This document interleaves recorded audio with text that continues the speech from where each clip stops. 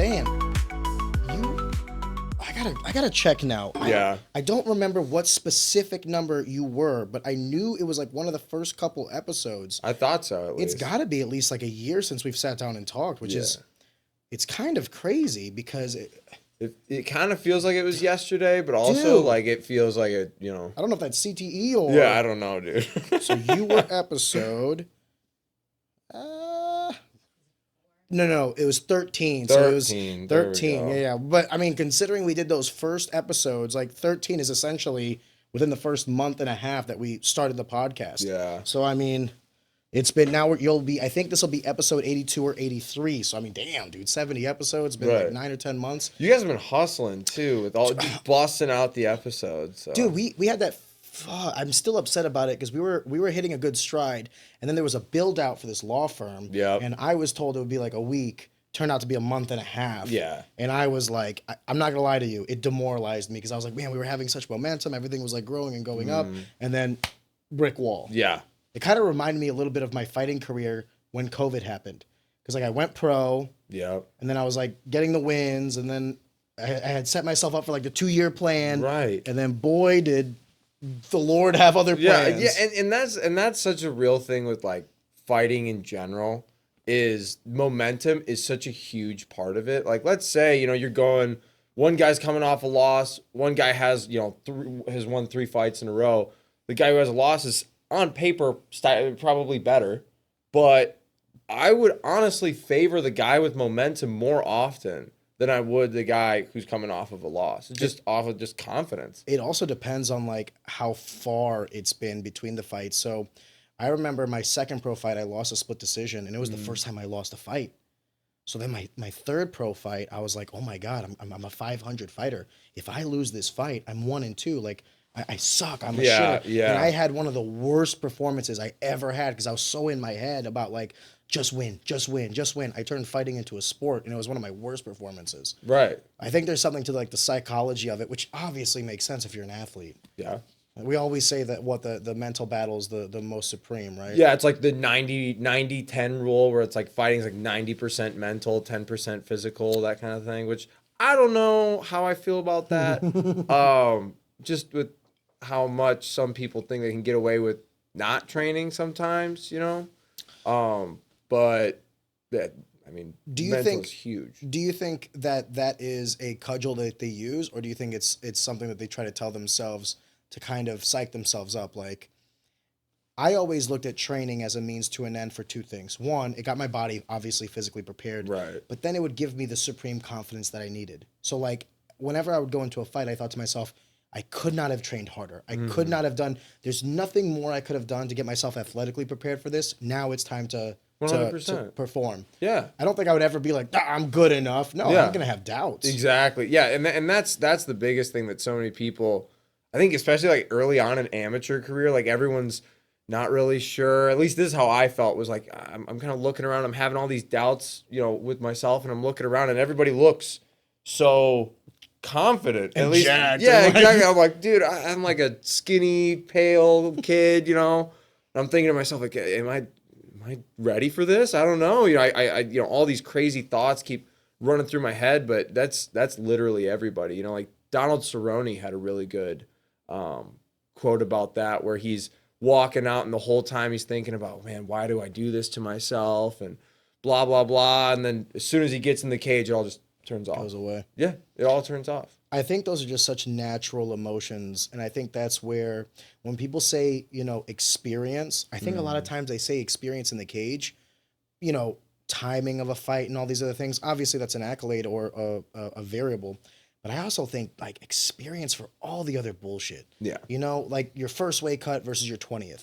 You went from being the first fight of the night to the middle to the main event. Now you've been the main event for the last 5-10 fights. Yep. Now being main event. Do you remember your first main event? You're like, oh shit, like right. Yeah. Big deal. Yeah, it's like, whoa, I'm the main event. This is so cool. Yeah. By the 5th one, you're like, all right, I'm gonna take a nap around like 6, and I'll wake up around 9. It's a different animal. Well, honestly, you know, my first main event, it was exciting, but I was also like, damn, I really wish I could just, you know, fight first, get it out of the way, so then I can like enjoy the rest. Because first and foremost, I'm a fight fan. I love watching fights. I love studying fights.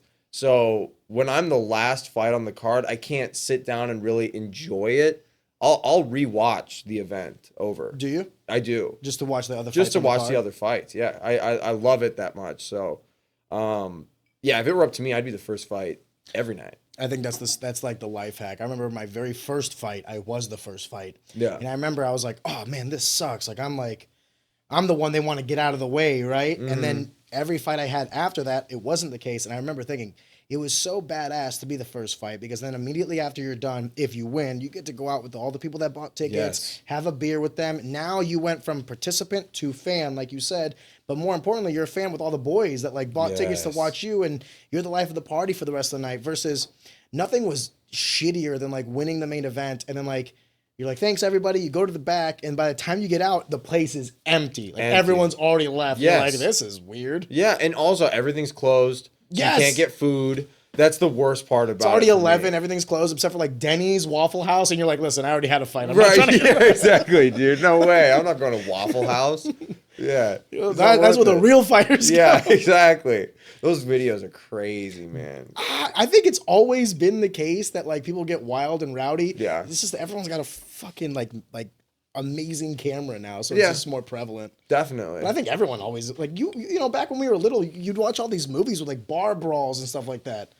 I feel like the bar brawl doesn't happen now. It's like all on like TikTok, like and bar, and also the other thing is, you know, I feel like fist fights don't happen as much anymore.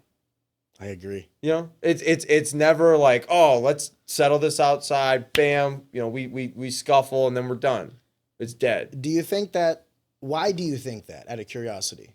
I think that social media has a really, really, really twisted way of giving ourselves a sense of importance that we as humans don't.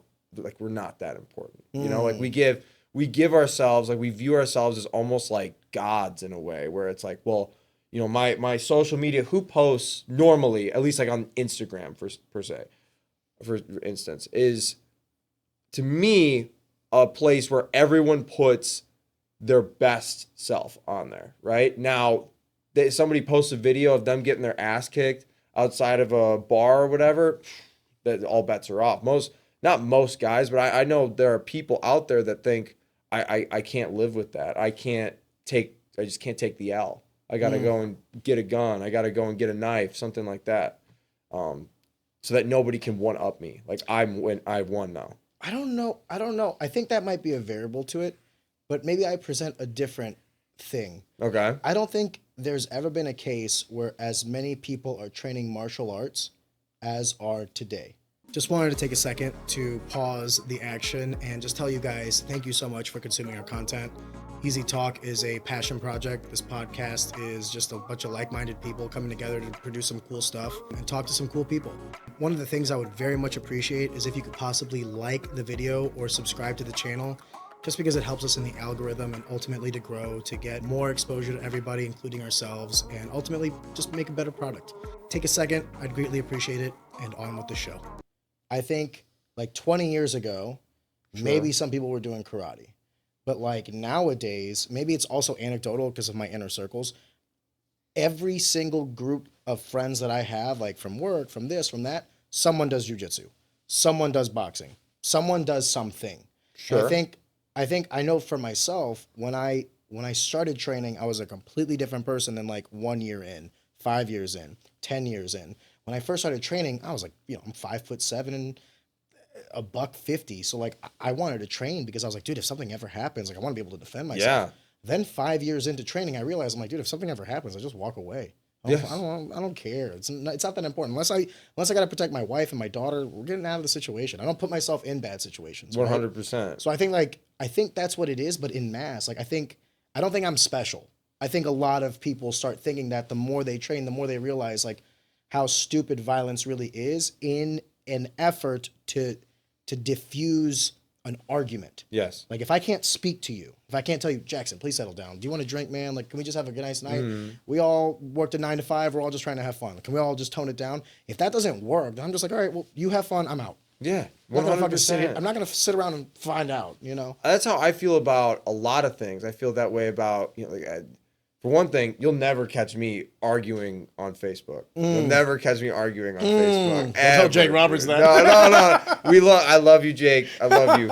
Best coach in the world. Him versus Steve Berger on Facebook. I'm like, yeah. I feel like they need to charge a pay-per-view. Gosh. Yeah, it's one of those things where it's like, to me, this is again, just from my perspective, and I am all about, if it's not about trying to convince the other person, it's just about stating your opinion, fine. But if it's about like, I'm trying to win a debate here, nothing's going to get accomplished, because the people that agree with, person A will agree with person A, and the person who agree with you will agree with you. You guys will never see eye to eye. You guys will actually, I feel like, further root yourselves in the opinion that you have. Do you think that social media, I think I said this once, like on social media, but do you think social media is even a platform where an actual debate can occur? No. Like a real debate? Or do you feel like it is what you were saying, where people are just basically grandstanding on their posts and just like speaking into the ether? Sure. I think that in some cases it could be, but if it's on just like a post, like, hey guys, honest question, do you believe in God? And then you got, Why is that funny? Yeah, I don't know. What's the laughter over Yeah. here? But you got one guy talking about like, well, yeah, I believe that God's real because of X, Y, and Z. And then you got an atheist saying, no, I don't think that they're going to be able to pull up the like kind of formal debate style that. Well, a poll would be different, right? If I'm putting out a question and saying, out of curiosity, do you believe in God? Yes or no? Right. And like, you're going to get every answer. Yes, because of this. No, because of this. I believe in this God, whatever. Sure. I think that's actually like where social media would excel. My whole thing is more about like, I'm position A. If you're position B, you're stupid. And then position B comes in. No, you're stupid. Right. Good job, boys. Now Right. you're about to get like a lines and lines I and agree with lines. that And too. no one's actually reading the other person. They're just waiting to respond. And it's just like, it's the battle of it. I don't want to make that joke because I might get canceled, but it's like, congratulations, you both lose kind Right. of thing. Yes, absolutely. No, 100%. I agree with that for sure. I think in terms of like, religion was just an example, and just kind of like the sharing your opinion. I can see where social media could excel with that. I just think that when you share your opinion, you now open yourself up to people who don't agree with your opinion. Yeah. Does that make sense? To where Absolutely. it's, and that's where I think people get frustrated with each other, is like, well, I didn't ask for your opinion when I expressed my opinion. And then it just goes back and forth on that. Do you think that it's not necessarily that they disagree, but it's the discourse that's given when they do? Because I think that disagreements are like, as Americana as an apple pie, right? Right. It's kind of baked in the cake, so to speak. It's in our blood. Exactly. Yeah. So like, it's not necessarily that I'm going to say something that someone's going to disagree with me. We used to have the nuance of understanding perspective. Like, I'm red, you're blue, or you're blue, I'm red. I can understand why you're blue. Here's why I'm red. I can understand why you're red. Here's why I'm blue. Now it's like, and I don't want to do the politics talk. Let's just say, I like oranges, you like apples. Like, no, it used to be, I like apples too, but I prefer oranges. Right. Now it's like, you like apples? Yeah. You idiot. Yeah, like, how no, could you like apples? It's like, dude, relax. It's not that serious. Exactly. Everyone just goes to like the extreme. Yes. And I think it's because, I could be wrong, because obviously I'm only 32 years old. I feel like this is a pretty fucking extreme time where like everybody's on edge and everything is like to the 10th. It's so polarized. Nothing is like a win. Now it's just like 50 Shades of Grey on everything. Yeah, 100%. You could have one guy that says like, I saved 10 puppies, and then one person in the comments will be like, what happened to the 11th? Yeah. Oh, okay. Sorry. All right, You know what sorry. I mean? Yeah. Or oh, they're golden retrievers. What about pit bulls? Pit bulls matter too, or some shit like that. It's just like, dude, you'll always find someone now with like that negative. I don't want to say like connotation, but that negative perspective. Certainly. And that's what I think is the detriment to social media. Because I think social media, I go back and forth on this today, right now, in the year of our Lord 2025. I actually think it's good. I think it's good because it's the common ground for discourse, bad and good. The problem with it is the same thing like with any other tool. It's like, dude, then I see some people who I feel like are just, their goal is to shit stir. Does that make sense? Like, that's like, they woke up today. 100. Yeah, and absolutely. they're like, I'm gonna scroll to stir the shit, and I don't know if that's healthy. I know it certainly isn't. I could never understand like the stirring the pot type of thing. I suppose it's because it doesn't really affect them in a way. You know, like let's say somebody comments on a post and gets some people really fired up. It's like, well, you're doing it to get that reaction out of somebody. I was personally kind of like victim to that too when I was a little younger. When I was like 22 to 25, I would be on there like shut up pussy and all this other stuff. I want to say like maybe like 2 years ago or 3 years ago, I made like an active decision to like, okay, from now on, if I don't have something positive to input into whatever it is, I'm just not going to input. And that if I disagree with someone, I will simply not state my stance, but just put in like some describing facts against or pro if I feel strong enough for it. Yeah. And like that, I found that my experience on social media has been infinitely better. And maybe that's why I think it's like a great tool now, because my own personal use has changed. But as long as I kind of keep it to the goal, like, you know, like if you don't got nothing nice to say, don't say anything at all. And then even when I do kind of chirp in, it's unbiased. It's like, hey, here's some facts that might, you know, support or hurt your arguments, but let me just lay it on the ground and I'm going to go back away now before this explodes, you know? And I found that it's made every interaction I've had on social media better, just across the board. I would agree. And that's why I personally choose just not to even engage half the time. I choose to be kind of a ghost. It's tough though as a fighter, because that's going to be how you interact with like the you know, I'm guessing you use social media to sell tickets. I'm guessing you use social media to, you know, hey, I'm fighting on this day. I'm selling, here's my fight shirts and stuff. So it's weird because social media for you is kind of like, I guess for the podcast too, I can feel this still, even though I'm not a fighter. It's both a means for communication, but also a means for, I don't want to say commerce, because that's kind of a broad term, but it has, you wear many hats on social media, not just a pursuer of conversations. Right, or a pursuer or a consumer of entertainment, you know, like TikTok or Instagram Reels, you know, things like that. Do you have TikTok? I don't post on there. I'm a consumer. I should. And that's what I keep telling myself is, I got to get better about making, you know, posts about of me on TikTok, things like that, because it will help, you know, get my name out there a lot more than say just not doing it at all. I don't know, man. Keep finishing guys in like 30 to 45 seconds. I think you'll be fine.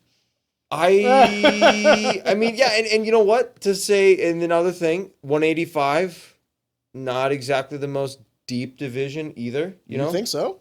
No, I don't think it's a super stacked division. I don't know, man. Drickus, and then Sean, and then are you talking about the UFC or in general? Talking about the UFC. I wouldn't say it's not deep. Really? Dude, you have like Adesanya, you have Washed. You think? Washed. I love Izzy, but he's done, man. 2 losses. And I love Izzy. How many losses? He got knocked out. Yeah, okay. He got he got No, okay, he didn't get put out though. In his defense.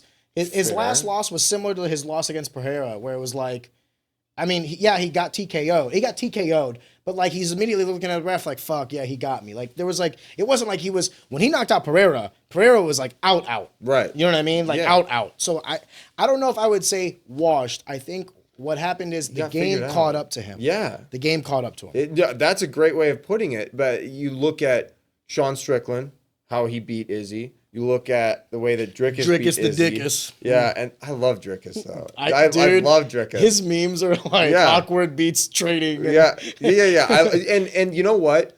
You can't know what I'm doing because I don't know what I'm doing. Exactly. But also, Drickus is a great example of doesn't matter how much technique you drill, guys. Doesn't matter what you do. Some guys are just built different. Like that is a real thing. He's just a fighter. Yeah, and but here's the thing: he trains. That's the thing. It's like because then you get these fucks at a bar. They're like, "Oh, I could do that." No, you can't. Right? No, you can't. Right? Don't mistake that for like you could get in there and do this some weird shit and win fights. I agree. Yeah, but Drickus does things incorrectly that work for him. Yeah. Like it only works for Drickus.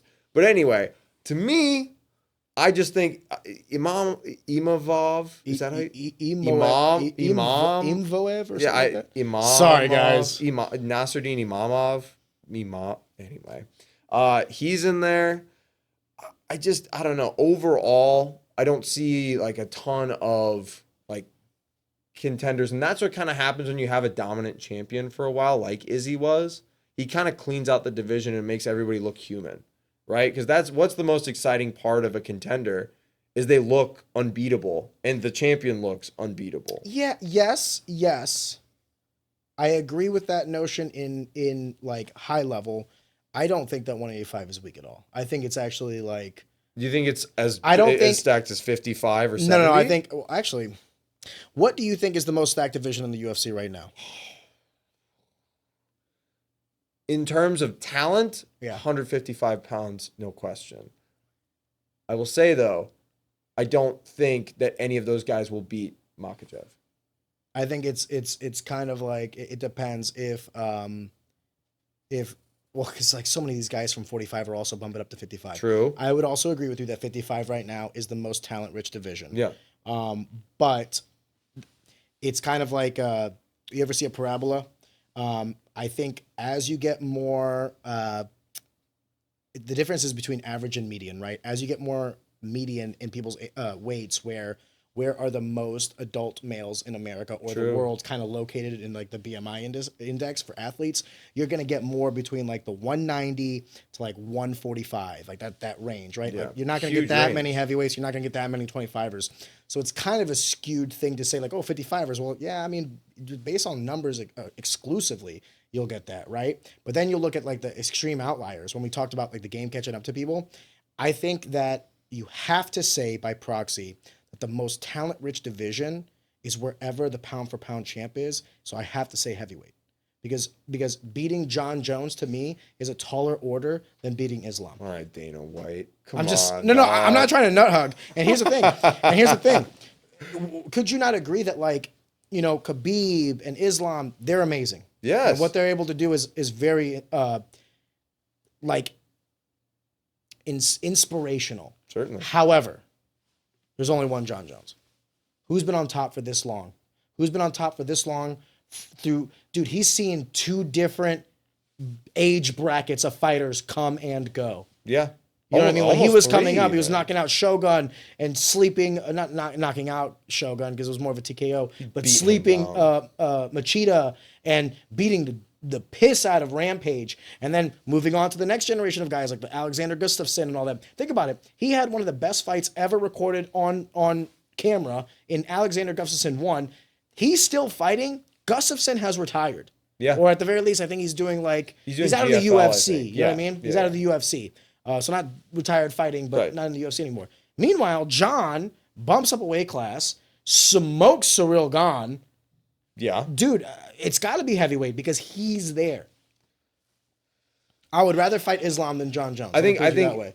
You'd rather fight Islam than John Yeah. Jones. Interesting. Okay. I think that in terms of accolades and in terms of like just overall accomplishment, I agree with you. You think he's the GOAT? I think that I'm biased and I love GSP, so I really want to say GSP, but let's put John Jones at 170 pounds, give him the same kind of attributes and things. I think he would probably beat GSP. The one caveat was always steroids, but then when you take it into consideration that everyone back then was a little saucy, I give him a little bit more leeway. You think DC was? No. I'm talking about back in the day when he was like 23, 24. There's a reason why when USADA came, Rashard Evans like kind of just skated by. You saw a slew of fighters just disappear. Fair. Johnny Hendricks was a big one. Chris Weidman. Yeah, Johnny Hendricks might be the poster child for that. I think Johnny Hendricks fights George St. Pierre for one of like, in my opinion, I thought he won that fight. He did. Okay. Yeah. Then goes to fight Robbie Lawler to a tough decision, beats Robbie Lawler to get the belt. USADA comes in, fights Robbie Lawler for the rematch, loses a close split decision, and then never looks the same. Has trouble making weight, which if anybody understands testosterone is what kind of kicks that endocrine system and your metabolism through. So like, it doesn't shock me that it's suddenly difficult for you to start burning these calories, my man. So I think Johnny Hendricks was definitely on the sauce. And it's interesting that when him and GSP were fighting, do you remember that whole like controversy between VADA, and USADA, and WADA? Yep. And I'm just like, I remember 15, 16-year-old Arion was like, the fuck are we talking about? Yeah, I'm like, wait. And then when you actually looked up the difference between WADA and USADA, it's like, wait. WADA is just the first part of where, like, okay, WADA's the overarching organization, and then USADA is just the one that you guys would have to use. Yeah. So Johnny's just making it He's just making shit up. Difficult. He's just making shit up. Exactly. I think there was no greater depiction of that when you saw him facing Paulo Costa. Oh. I remember when I watched that fight, I was like, dude, do they hate Johnny Hendricks? I know. Why would they make this matchup? Why would he accept this matchup? It was a mauling. I know. And then you haven't heard from him since. Yes, his no barbecue PFL, business. no nothing. Yeah. His barbecue business went under. All that kind of stuff. What's even crazier is he was also like at Oklahoma State University. So he was a great wrestler. Like he could have done something in the sport of wrestling. I don't know if he still is or you just don't hear about Johnny Hendricks. There are UFC fans now who have no idea who the fuck we're talking about. Yeah, talk about a dude that just walked off the face of the earth and you've just never heard from him again. You know who still had it though? Carlos Condit. Carlos Condit did still have it. Yes, he did. Yes, sir.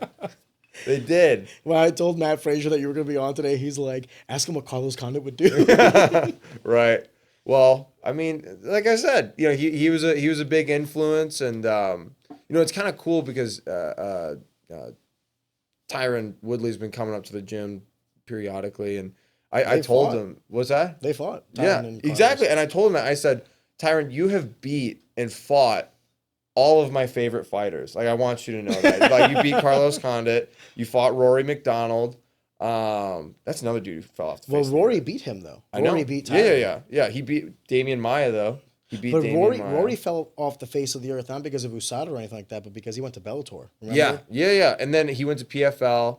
And I think there was something going on, like, from what I remember, he said that he was just having a really hard time, like, letting loose like he used to.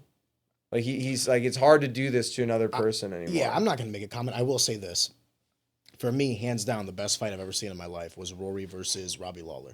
At the end of the fourth round, Robbie's lip is like split. Yeah, insane. And Rory is just, I mean, looks like he looks like Voldemort. A caveman. Yeah. Did you see the pictures of Rory afterwards when the swelling happened? He looked like an alien on his face. Oh yeah. And they're just looking at each other. Rory with a broken nose, bleeding, can't breathe. Robbie with a fucking cut lip, and they're just staring at each other. And dude, my T levels went up just watching that interaction. It's primal. Like that is like some primal shit. Back and forth. Rory almost had him finish at the end of the, I believe, third round or fourth round. Yeah. My God. All three judges had him up. So if he would have just survived round 5, he would have been the champion. He would have been the champion. Unless it was a 10-8 round, but back then it was a little less. Dude, for those, you know what? I hate to, we're going down like memory lane now. Yeah. Here's the other thing that's kind of like, how many wars has Robbie Lawler been in, dude? It's just insane. The Hendricks fights, the Carlos Condit fight, the fight with Rory McDonald. I said Carlos Condit because that was one of the fights that kind of went on the radar. They went 5 fucking rounds. Rory and Carlos. And Rory and Carlos? Yeah, Rory McDonald. No, not Rory McDonald and Carlos Condit. Sorry. Robbie and Carlos. Robbie. But Carlos Condit beat Rory McDonald. Yeah, remember that? Yeah, he did. Rory was winning that fight too until the third round. And that was like such a cool thing because Carlos had a couple of tough fights early on. Like he fought Jake Ellenberger, another guy. That knockout of the outlaw Dan Hardy, where they both threw the same combination and one just landed a little better than the other. Crazy, dude. Yeah, those are and that was why I really liked Carlos Condit too, for many reasons. He was an exciting fighter. One of the few reasons. But also like I also really looked up to like Donald Cerrone. Donald Cerrone was another huge influence on me, and I still like. He's thinking about making a comeback, right? Yeah, I don't know how I feel about it, but I mean, he's been on the tee for some time now. He's looking pretty sauced up. Yeah, for sure. He's looking good, huge. But I mean, he shouldn't be fighting. Here's the thing: if they made a league specifically for like retired fighters who just are like, you know what, who's got the best position? Right. I'm not opposed to it. I'll watch the fights. Sure, I would agree. I would wonder. Juiced up Carlos Condit versus juiced up Donald Cerrone. I wouldn't want to watch that. But like, those guys. What about like? For me, I think about when I think of like steroids really working for people. I think of Vitor Belfort. Yeah, dude. All you need is Jesus. Yeah, well, but that dude watching him spinning hook kick, Luke Rockhold's face Oh in. my God, I forgot that was also in Sao Paulo, Brazil. Yeah. And the Brazilians proceeded to lose their shit. Yeah. Oh, yeah. Or Imagine you're Luke Rockhold. Yes. You're in Brazil. This Brazilian in front of you is juice to the gills. His veins are pumping with his heart. And you're like, I wonder how this is going to go. I don't know. Yeah. You wake up from one of the greatest knockouts of all time. And it's like Vitor going, I just want to thank my God. Yeah. Because God's love had trauma. Yeah. Well, and then also him, what is it? Wasn't he the one who made Michael Bisping go blind in one eye? Yes, That head kick? that's what Michael says. It was when Vitor, so his first fight on HRT or TRT. Yeah. And that was like for 1 year between, I think it was actually TRT that was like the catalyst for USADA personally. Oh, yeah. I think like if these exemptions wouldn't have happened and then people were like, oh, hold up, like I just got to show you that I got low T. Well, if I take steroids, get off cycle, and then do a blood test, I'll look like low T. Yeah. So then I can get on TRT. Now it's legal. So Dan Henderson actually, if you recall, Dan Hendo versus Shogun, when they were both on TRT, was one of the best fights I've ever seen. Yeah. And then when they were both off, I mean, Hendo just worked him. Yeah. But anyway, it was that 1 year where like a couple of these older fighters got on TRT, and I mean, you just saw a resurgence in their career. Yeah. That's when Hendo like back elbow knocked out. Who was that? Brazilian. Was it Feijão? No. It started with a H. I forget his name. Oh, I'm so sorry, dude. H. No, I'm starting to think. It was the Cuban guy. Hector Lombard. Hector Lombard, thank you. Yeah. He Hector's winning the fight. He's holding on to Dan's leg, and Dan's like, let me hit you with a bald eagle. Oh, yeah. And then afterwards, he goes, smoke that Cuban. So then he's fighting Bisping for the belt. I remember the controversy on that. Dude, we're going down memory lane. Oh, my God. I'm sorry. No, you're good, dude. I love it. I love it. There are very few people that can talk like this much MMA and like this much like MMA lore the way that like I hate to be braggadocious here, but the way that I can. I'm you don't like the normies? Nerd. Yeah, dude. I will when I can smell a casual. I can smell a casual from like 200 miles away. Your favorite fighter is Sean O'Malley. We got some issues, man. I love Sean O'Malley, but he's your favorite fighter. Great fighter. He's one of them. I mean, he's an enigmatic character. Oh, yeah. And that's the thing I try to tell people the difference is like fighter or persona. Because I have a favorite persona. Yeah. And then I have a favorite fighter. Who's your favorite persona? Prime Connor. Oh, Prime Connor, hands down, does not have anyone close. Chael Sonnen. Chael Sonnen was better, like oratory skills. Yeah. Oratory skills. But I think the thing about Connor that Chael is a character. I love Chael. Connor, we didn't know it at the time. He just didn't have money to be running lines and all this other stuff. Fair. Being poor was actually the best thing that ever happened to Conor McGregor. That's what I'm saying. Dude, money changed. Money changes everyone. No, it doesn't change. It amplifies. Yes. That was always Conor McGregor. Poor Conor was a fighter. I mean, not that he's not a fighter now. I actually go back and forth on this. Like, when people try to shit on him, if you gave me $1 million when I was 25, I'm not fighting. I'm not fighting. Go fuck yourself. If you gave me $10 million at 20, I'm not fighting. You gave that guy $500 million at like 28, and he comes back to fight Khabib.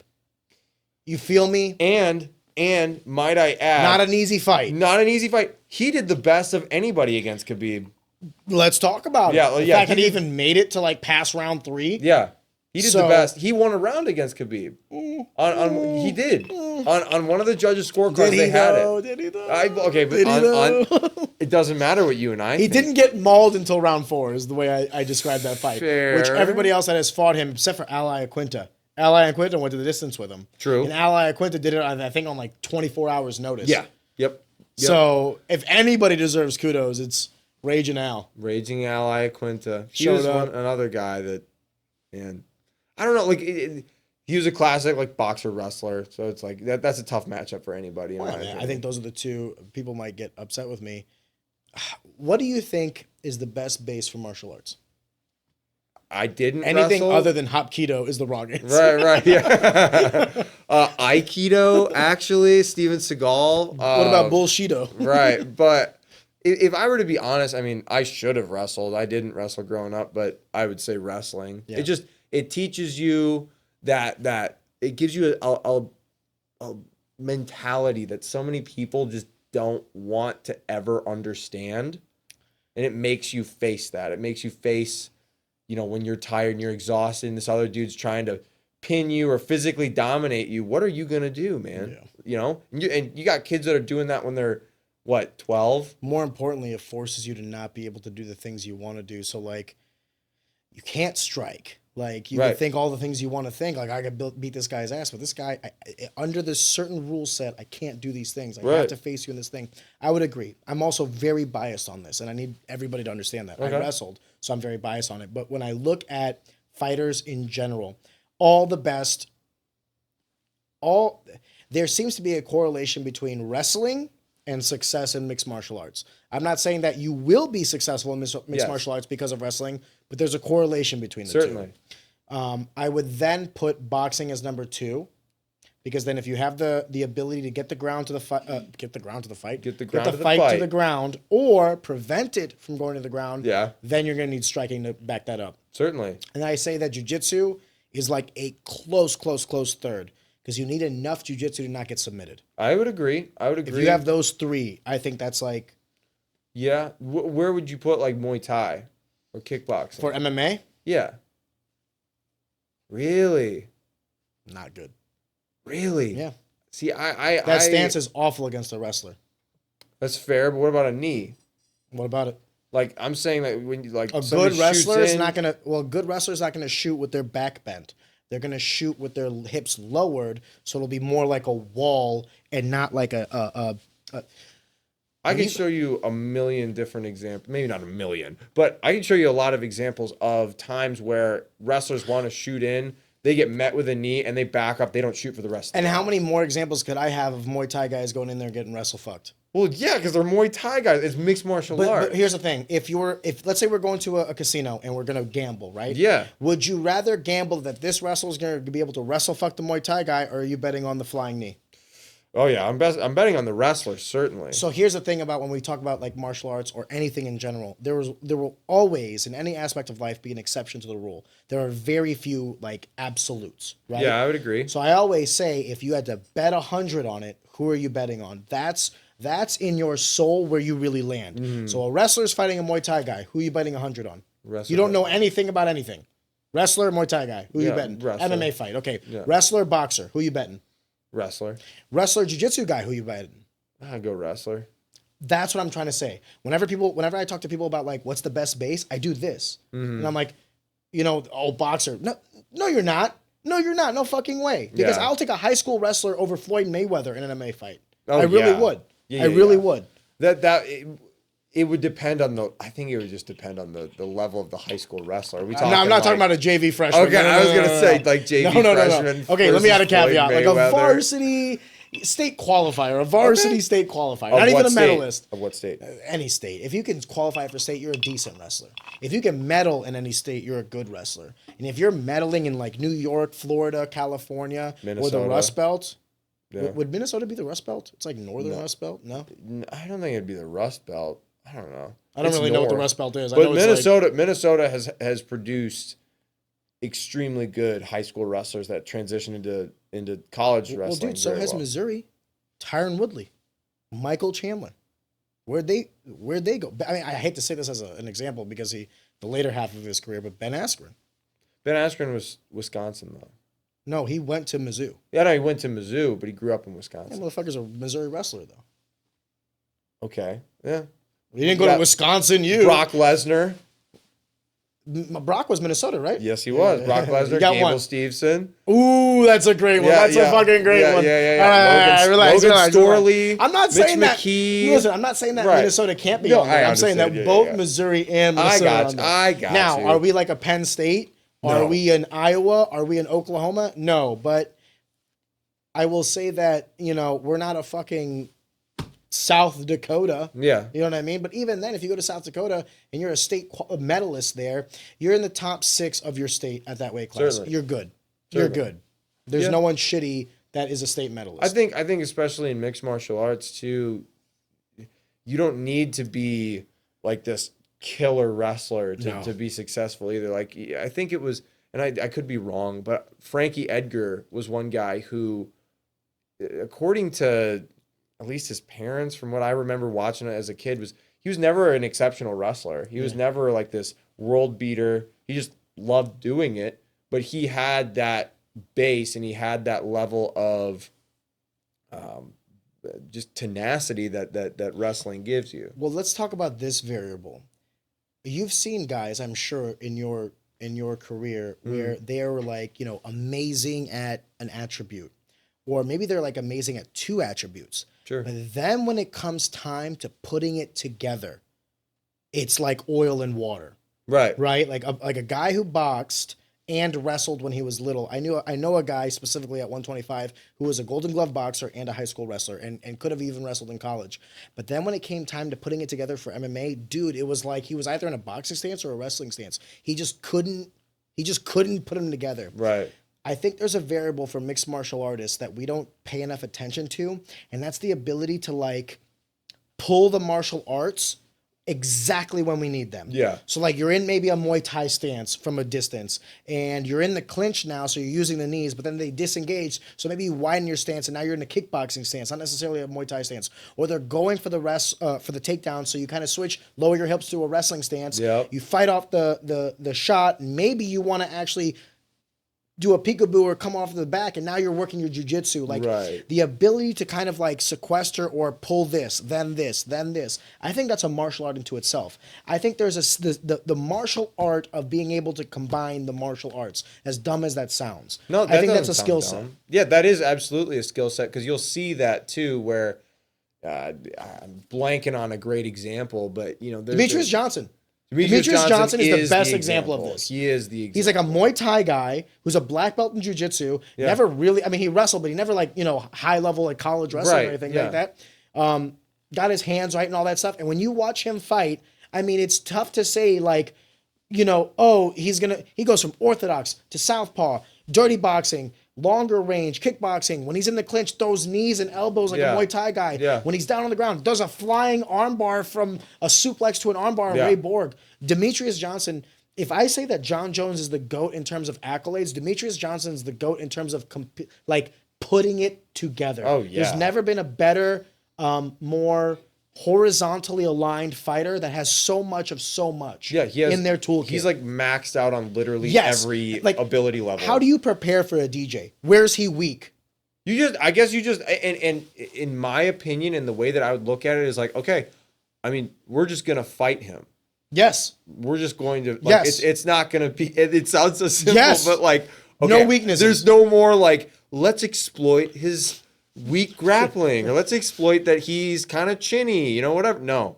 I'm going to just, been in wars. yeah, I'm going to fight you. Black belt in jiu-jitsu. That's it. Tiger Muay Thai. Yes. I mean, dude, it's like, Yeah. he has everything. Yeah. That's, I'm just going to fight you now. That's all that matters. I'm going to worry about what I need to do. And then puts up a pace. And here's another thing too. Not a sniff of PED use. Right. A whole career. Fought a bantamweight for a while. Like one of his losses against Dominic Cruz. Right. Then goes to 125 in the UFC when they create the division. Absolutely murders it for the better part of like 7 years.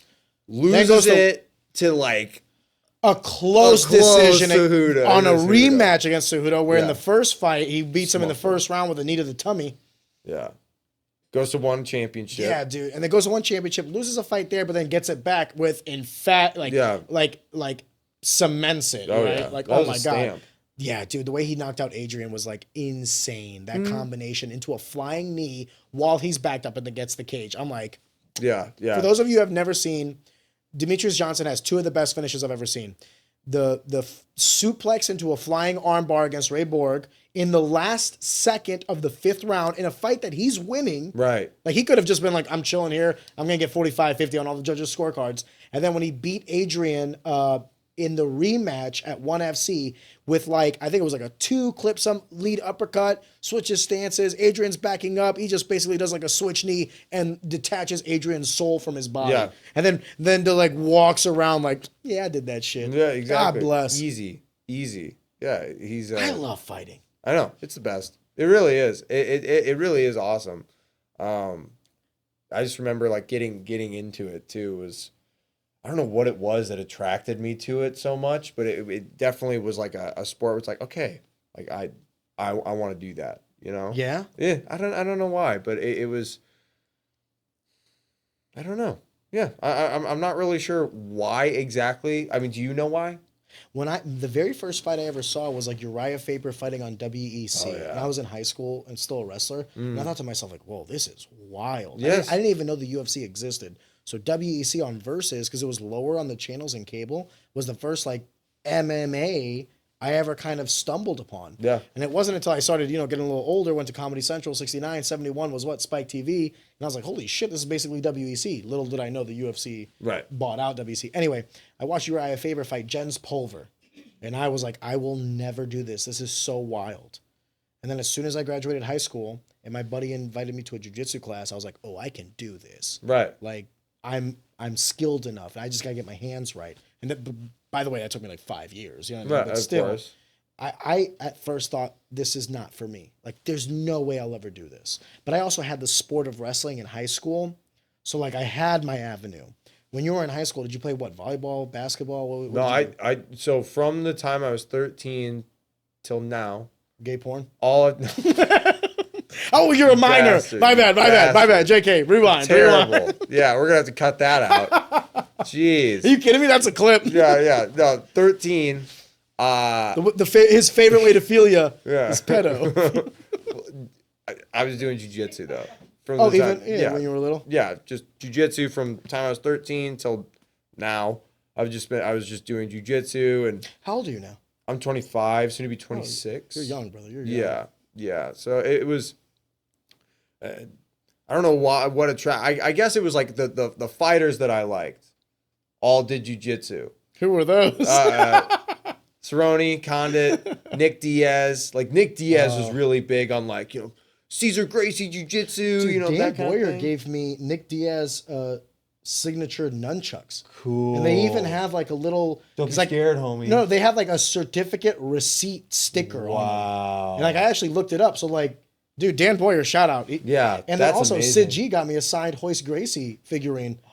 Dude, I'm like blown away by some of these gifts. But anyway, Nick Diaz, nunchucks. That was the first time I've ever seen anybody do nunchucks, like not in a movie. Yeah. And I was like, who the fuck is this guy? Rogan's got a hilarious nunchuck story of Nick Diaz. I can't do it justice. Look it up. But it's Nick Diaz was really big on that. I like Damian Maya. I loved like his like ability to just do. He was a perfect jiu-jitsu He was a guy. specialist. So, Yeah, he was a specialist. But yeah, and then here I am today, and I'm for a long time I grew up and I was like, I think I'll always just be a grappler. I really want to be a grappler, and now I've fallen in love with striking. I've fallen in love with boxing and Muay Thai and kickboxing, all that stuff. I mean, it's becoming a mixed martial artist is something that I've realized in the past like 5 years is something that is like so much bigger than anything I could have imagined. It was so. What do you cool. mean by that? It was bigger than what you could have imagined. I mean, I figured, fighting, and in a lot of ways, fighting is simple. You punch the guy, don't get hit, Hit him with some shit. Yeah, exactly. Don't get hit. Walk Right. away with a pocket full of cash. Exactly. And there is a level of truth to that, right? But I think that there's like the footwork, right? Footwork is something that a lot of people don't think about. Footwork is huge. That's something that Jake has really been, Jake's been really, really hounding me about is footwork, and hounding me about, how am I throwing my punch? Am I just pushing it, or am I actually throwing it as a strike? There's differences to that. Working and mixing the punches in to shoot in for a takedown, things like that. Those are all things like you were talking about that are they're an art in and of itself, and learning that is like, whoa! Like I'm like a kid in a candy store, You ever hear there's like this metaphor for describing something that looks very imposing. They'll say like it's an ocean with the depth of a puddle. Right. Meaning, like there's a lot of little things to learn. I say MMA is a puddle with the depth of an ocean. Where like you can get into MMA with one martial art. You really can. Like if you're a strong wrestler, you might find some success. If you're a strong boxer, strong jiu-jitsu guy, you might find some success. The game has transcended that, so maybe that puddle is getting a little bigger. Maybe it's the lake with the depth of an ocean, whatever. But MMA was one of those things where it was so easy to get into, and it's so astronomically difficult, if not impossible, to master. Well, and I would agree with so that. much to learn. And you know, just it's kind of funny.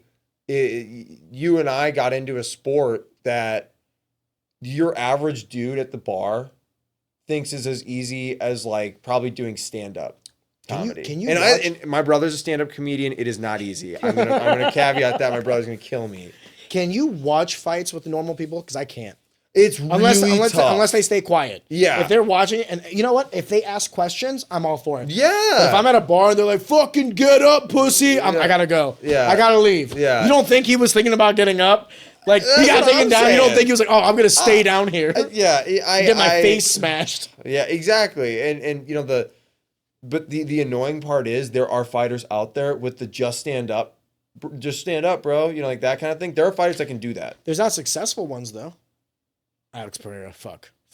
Derek Lewis, you know. I think the exception does not make the rule, though. You even see like jiu-jitsu guys doing it, like Craig Jones. The problem with jiu-jitsu is that it is a higher. Oh yeah. Remember what I said about the bet? Yeah. I would bet for the jiu-jitsu guy over the boxer 10 times out of 10. Because there's more ways that jiu-jitsu guy is going to walk away with a limb than that boxer is going to walk away with your consciousness. I agree. So I'd agree. I think it's a hierarchy. I think that there's an MMA has found an avenue for strikers to be successful though. All you have to do, defend the takedown. No, because you don't see any strikers going into the UFC at that level. Alex and Adesanya are maybe the exception to that rule, but like how many of these like fights do you see, like these spectacle fights where it's like an MMA guy has to go to that particular sport under their particular rules with their particular promotion? How many guys, like when will you ever see Jake Paul in the UFC octagon? Never. When will you see Floyd in the UFC octagon or any of these other things? So Conor goes out there to fight Floyd. Every retired fighter will go and fight Jake Paul in a boxing match. But these guys will never transcend to our sport specifically because it's like, I don't even want to say they know. It's universally known that mixed martial arts, even with its rule set, is the closest thing to true combat. I agree. The closest one. I think that what I mean is someone whose base is primarily in striking. Like they can have, you know, a couple of years of jiu-jitsu, a couple of years of MMA practice, right? Honestly, I feel like it's the most like energy efficient style is to be a striker. Until you face a grappler.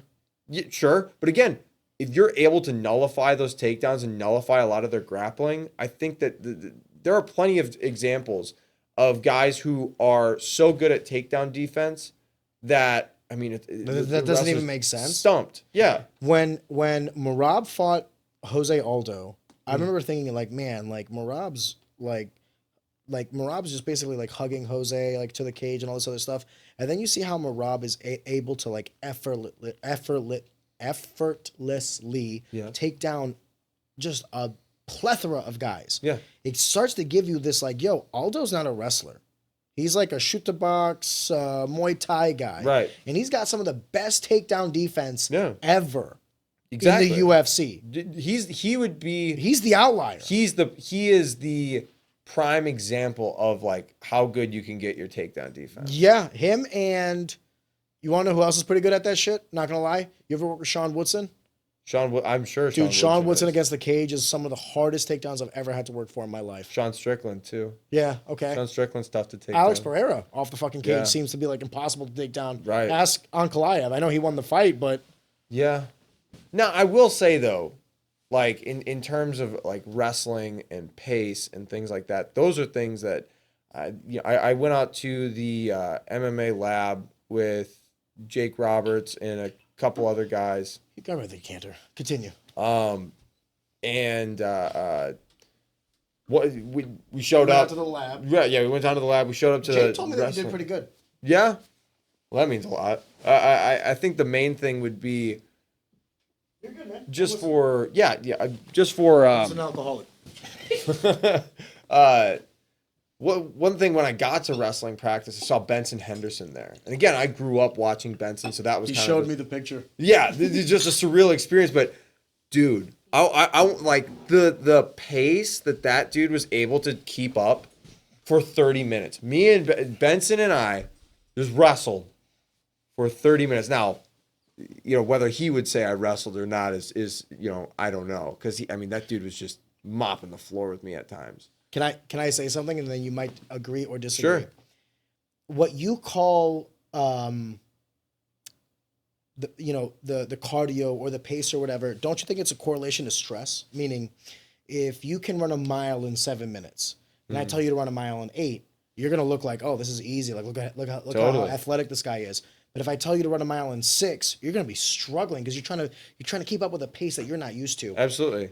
I often say that like cardio, there's two kinds of cardio. There's the mental one and there's the physical one. And we are all physically in shape. You can't train 5 to 6 days a week, 2 to 3 hours a day, and not be quote unquote in shape. The stress level is where we start to, that adrenaline dump from the moment, and perhaps someone's putting a pace on you that is slightly above what you are used to. So you start to like have that collapse sooner and sooner and sooner and faster and faster and faster. So you might feel like you're not in shape, but this guy's like really in shape. I bet you if you put Benson against like an NCAA All-American, Benson is going to talk about their pace. And I think that's what it is more than anything, is like level. So like what you might think is his athleticism or whatever is actually like he can go a lot longer because he's not going as hard as you are. So it's really not cardio or pace or anything like that. It's all technique. I agree. Because you're struggling to stay alive. Meanwhile, he's having a ball. Yeah. And I hate to say it that way. No, yeah. We've all been there. No, he totally myself is, included. Yeah, I get it. And by the way, you do it to other people. Yeah. The amateur that gets in there and they're gas after a minute being in the ring with you, and you're like, hey, man, just calm down, relax. Right. It's another day in the office. Totally.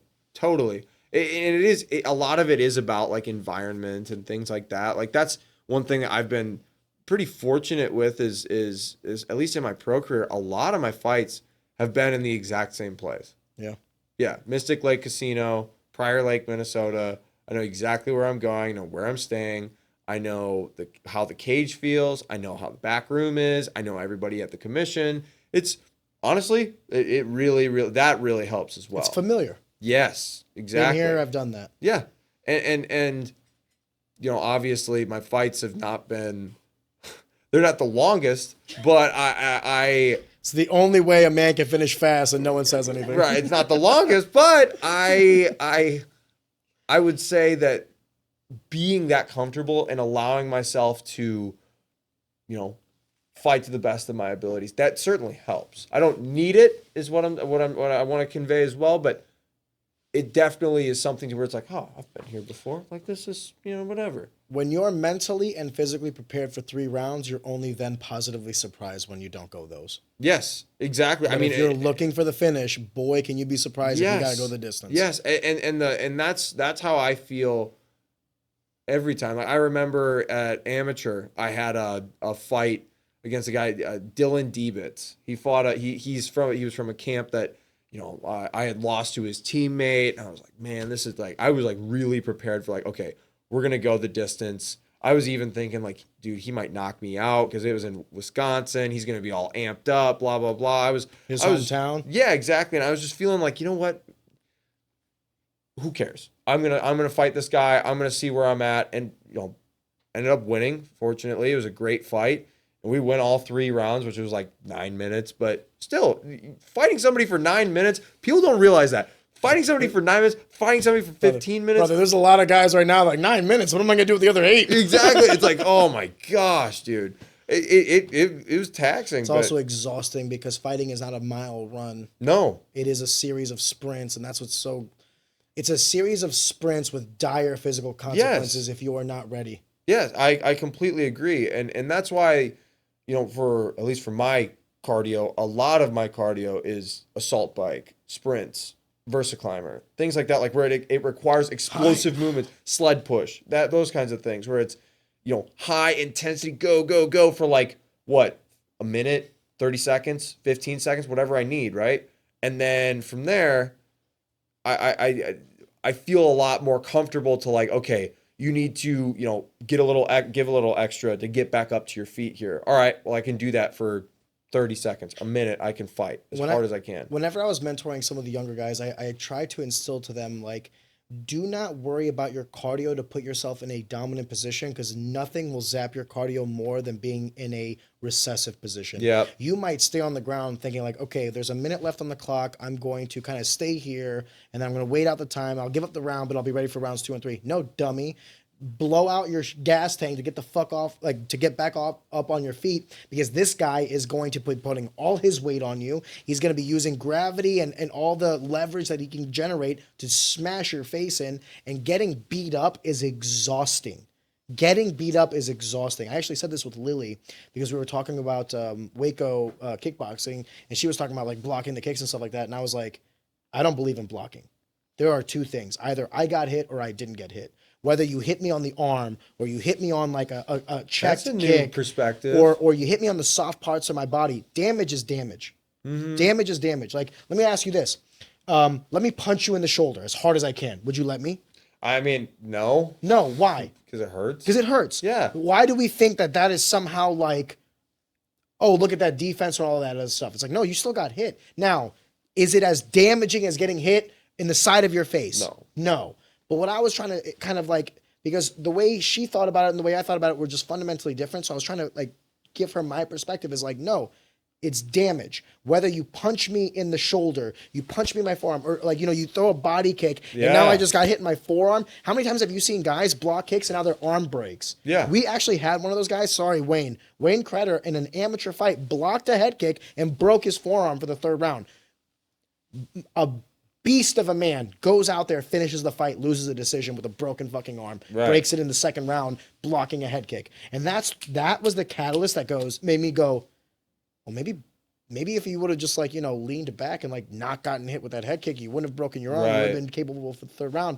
So I go back to the thing of like getting hit, being defensive in any aspect is more exhausting and more stressful than being on offense, even if you have to push your pace. Yeah, because I mean, there's still like pain that happens. Do you feel any of it in a fight? No. Though? Yeah. No, you don't feel any of it. Adrenaline's amazing. It really is crazy. Like I remember, guy I think you trained, Nico Alcaraz? Yeah. Did he come down to St. Charles? No. We fought. You fought Nico? I fought Nico. Yeah. Amateur. This had to be before. Was he with us? Finney's, yeah. Yeah, man. Yep. When? Oh gosh, like February of like 22, early 22. Maybe it was before I started training with him. I don't know. Maybe I cornered him for all the fights that I trained with him, and I never cornered him against you. Yeah, I don't know. But I fought. Was I in the corner, to your knowledge? I don't think so. Did I ever come in and shake your hand after the fight? No. Then I wasn't cornering him. Okay. I don't. This was before me. Forgive me. Because I I cornered him for all of his fights that I was with him, and I never. Right. Yeah. I never saw you. Yeah. We fought, and it was. I mean, it was a good, fun kickboxing fight. We clashed shins. Like we kicked each other in the shins, probably like 10, 12 times. I mean, did you feel it in the morning? You could hear it clack every time you like watch it back. I mean, I remember it wasn't even the morning, dude. It was okay. Hand gets raised, like awesome, congratulations, and then I start to like walk away from and to say hi to people, and I'm like, oh, that my adrenaline gosh. goes away. And like my legs were purple and swollen, and it was terrible, absolutely terrible. But during the fight, I didn't feel any of it. If someone had told me, so how's your shin feeling? I just said, fine. Why? That's how crazy that is. Like that to me is where, like let's say I do that in training, even with shin pads on. You feel everything. I'm like, oh, right, that sucks. I think that speaks volumes about the intensity of training too, because how many times have you seen guys in the gym are studs, then they go out to fight and they shit the bed? I think there's a correlation between stress and that. Yeah. When they're not stressed, when they're calm and they're thinking on all cylinders and they're chilling and doing all the calculations, they look like world beaters. But that was the other thing I was trying to talk about, like when it comes to mixed martial arts, is like, I know guys that in the gym could have been UFC champions, but then they go out to the cage and something shit changes. the bed. Ryan Sutton, rest in peace. When he was in the cage, when he was in the gym, I mean, when he was in the gym, like, dude, no one wanted to do rounds with Ryan. Because Ryan was just such a fucking animal. And he could put it together so well. And he was such a great wrestler and such an explosive striker. And then he would get into the cage. And the problem with Ryan was he's a very cerebral individual. And he would, like, you could see that he was overthinking. That he was, like trying to be the perfect fighter and not just trying to win the fight. Right. And that was, like, a prime example of someone that, like, if you watched him in the gym, you're like, who is that guy? And then if you watch him in a fight, you're like, oh, okay, like, I've also seen the opposite. oh, guys that like don't look like shit in the gym. I've seen the opposite. I don't want to name names. Come on, God, I can't name Jake names. Roberts. No, definitely not him. No, I'm joking. But, like, honestly, like, yeah, Jake's intense for sure. There have been guys. That's not an insult though to say. No. Because if it's not an insult to say the other one, then it's not an insult to say, like, hey, you don't necessarily look like you'd be a world beater, but then you get in the cage, you starch people. Well, I think, and I don't even think it's like they don't look like a world beater. Like Donnell Walker, if you ever remember him, he was a heavyweight we had at St. Charles MMA for a while. He was like crazy athletic. He played like D2. He was a two sport Division II athlete. He did track and field. And then he did wrestling for Maryville University. And, dude was just like, athletically speaking, holy moly, insane. But then in the gym, he would never like turn the switch. He would never flip the switch. Even during like hard sparring, you could see he was just kind of like, man, I don't really want to do this, right? But then he'd get in the cage and he would murder somebody. Yeah, I mean, it looked like it was like this poor individual was locked in there with Donnell. Holy moly, man. And then... You know who's another person like that? Dalton, when he trained with us, was like such a sweet, like, yeah, he was just like, he was competitive, but like he never really pulled the trigger. Then you see him fight and he's like, he's hitting these people and they're like, yo, who the fuck?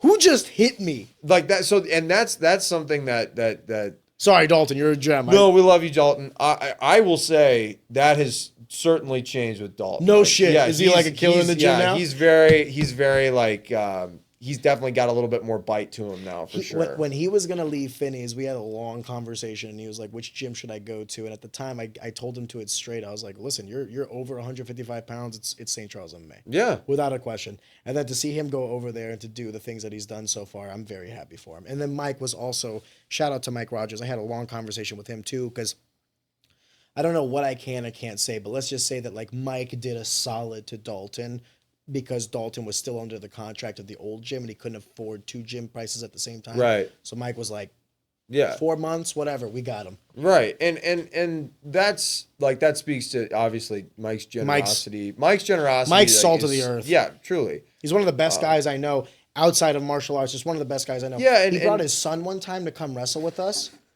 Really? And it's so crazy to me because like I'm coaching that practice and Mike Rogers coached Tyron Woodley when it was in high school wrestling. So it's like you're talking about a guy who like has way more experience in coaching, wrestling, all these other things. And he's like giving me the respect and being like, hey, coach my son today.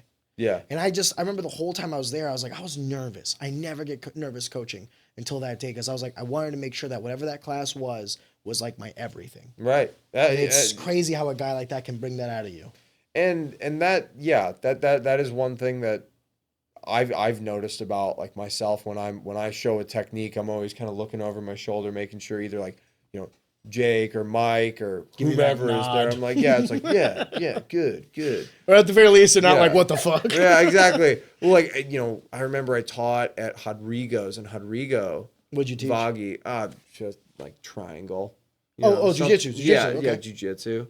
And, he just was watching the class, and I'm thinking, and you're fucking like, sweating. This guy's a Hickson Gracie black belt with, however many years of experience. It's like taught the guy that is teaching you. Yeah, exactly. I really hope that he doesn't call Mike up and go, yo, dude, who gave this guy his fucking brown belt, man? This guy sucks, right? Like, I really hope he sends a text that says no. Yeah. Yeah, exactly. Just one word answer. No. No. No. Yeah, but having that wealth of knowledge, with Mike in the room, with Jake in the room, like that's super valuable. That's one of the big reasons I really appreciate having them is like that experience. Like again, Jake trained at the lab for a bit. He's seen Benson Henderson and how he trains. He's seen how, Drakkar Close, Jared Cannonier, I can name a bunch of guys, but he's seen that. And there's like a level, like, okay, I know I can be successful at a regional level. What can I do to be the best in the world though? Can I add a different paradigm to that Jake Roberts story though? What? And I don't know if Jake is going to like this or not, but when Jake first went to St. Charles MMA, he had left Finney's to go to St. Charles MMA. And Jake was the epitome of wet clay, meaning he was not super skilled, had that dog in him for sure, but then didn't necessarily put it together. So like you're talking about how Jake went to the lab, but let me add to a different perspective. Without Mike Rogers, Jake would have never gotten the skill set to get to the point where he could go to the lab and actually hang. I agree. But isn't that interesting how like I've been spending the last maybe 10 years of my life in and out of all the gyms in St. Louis, or actually 12 years of my life in martial arts, from CMAA with JD Amato, spent some time at MCS with Jared, spent some time at St. Charles with Mike, spent some time at Finney's. I even went down for like a class or two at Steve's. Like I was at all these gyms. And I can tell you right now that there was pros and cons to all of them, but that everyone was better for having gone to them, regardless if they weren't like quote unquote the best, because the variable could be like vibing with a coach. Yeah. They might not know the most, but maybe they care the most. Right. Or vibing with an individual, or not vibing, but like maybe you're coming with like a boxing background. This guy is exclusively jiu-jitsu, and this is exactly what you need when you need it. I don't know if you're going to agree with me or not, but I'd be interested into your psyche on this one. I think there's a way to pay homage and be respectful and be loyal, but also still do what needs to be done at the time, as long as it's done in the right way. And I think that's the variable that all of us fall. Because I remember when I left gyms, I left them exclusively. I never did the right thing in being like, hey, I went to JD Amato. I'm only doing that now after the fact. And a part of me is like, oh, that's a little too late kind of thing. But it's still good to do that rather than not, if that makes sense. Yeah. So I guess my thing to you is the way you think about some of your coaches. Have you ever thought about how many coaches they had? And then not exclusively, but more like a Venn diagram. Yeah. You know what I mean? It was like Mike had many coaches.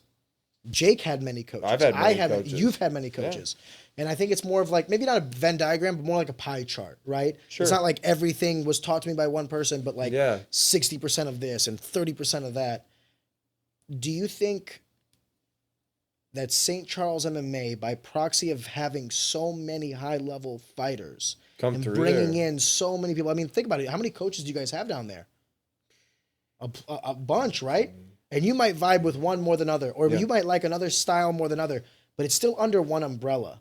And in a lot of ways, I think St. Charles MMA has kind of evolved in the sense of Mike has now carried that mantle and he's empowered the coaches, the second generation, the guys that he's taught, to empower the next generation. Yeah. And by proxy, it's still technically like quote unquote under him. Yeah. Does that make sense? So you're learning under Jake Roberts, who learned under Mike Rogers, who learned under Rodrigo Vaghi. Yeah. There's that lineage. It's that lineage. Yes. Yeah, of course. Yeah. Sorry, it was a long-winded response for the word lineage. Yeah, I get it. I could have just one worded that.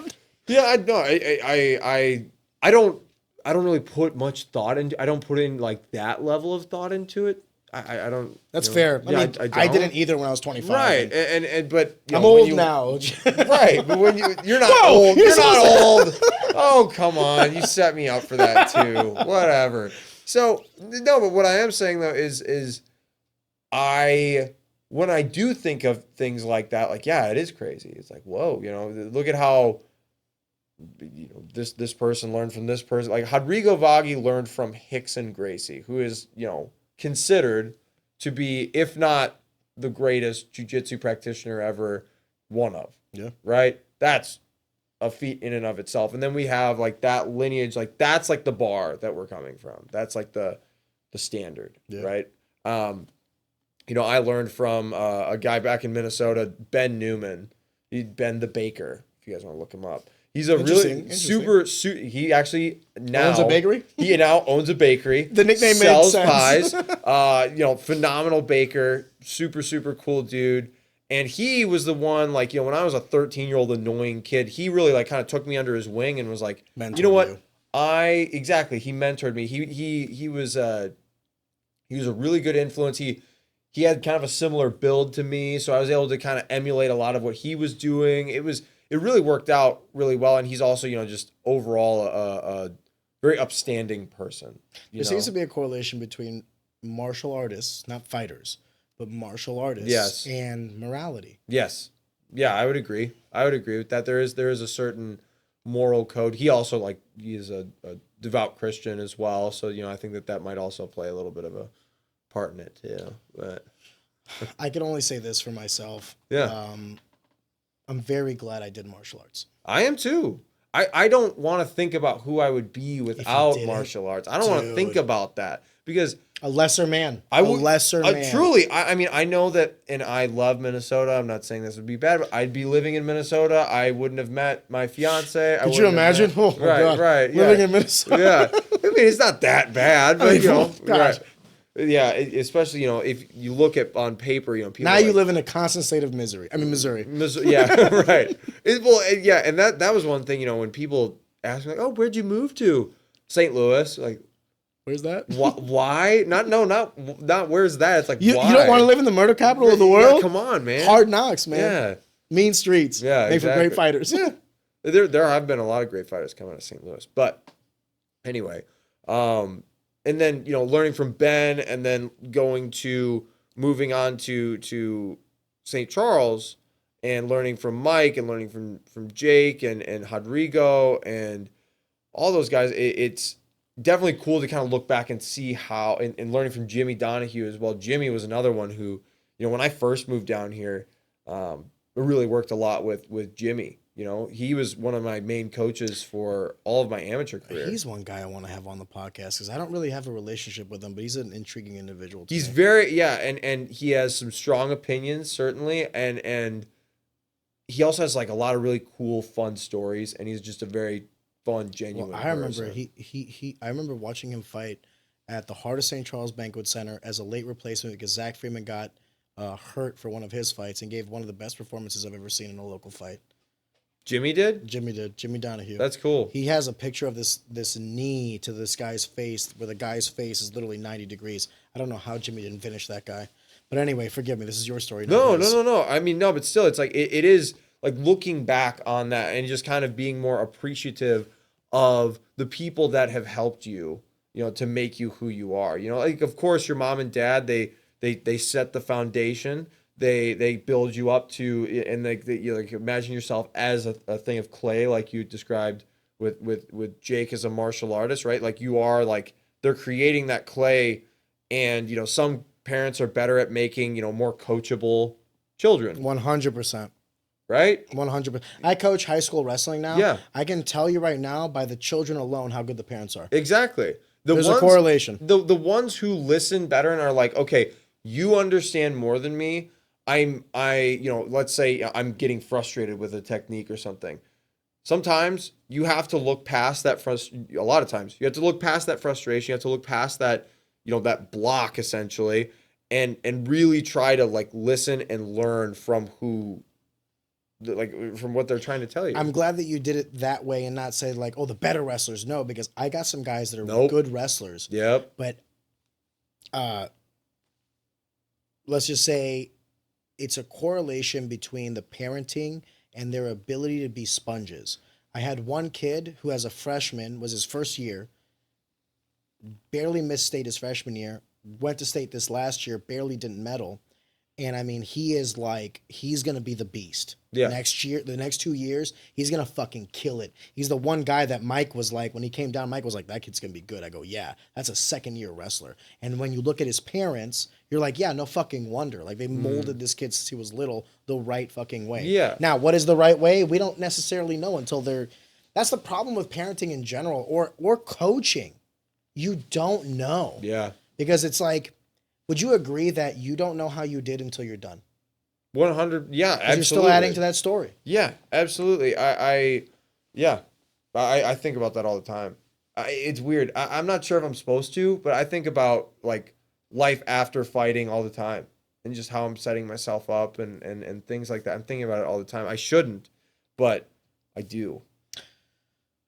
This is where I don't know if I know anything, because like I would have told you that that's the right way to do it. But then I see guys like Sean Woodson and Evan Elder who like, this is it. You know what I mean? And obviously they're having success. I think different strokes for different folks. I think that no matter what, success will lead you to the promised land of saying that this works for me. So like if you become like a UFC fighter or a UFC champion, then you're going to go on your pedestal and say, hey, always have a backup plan.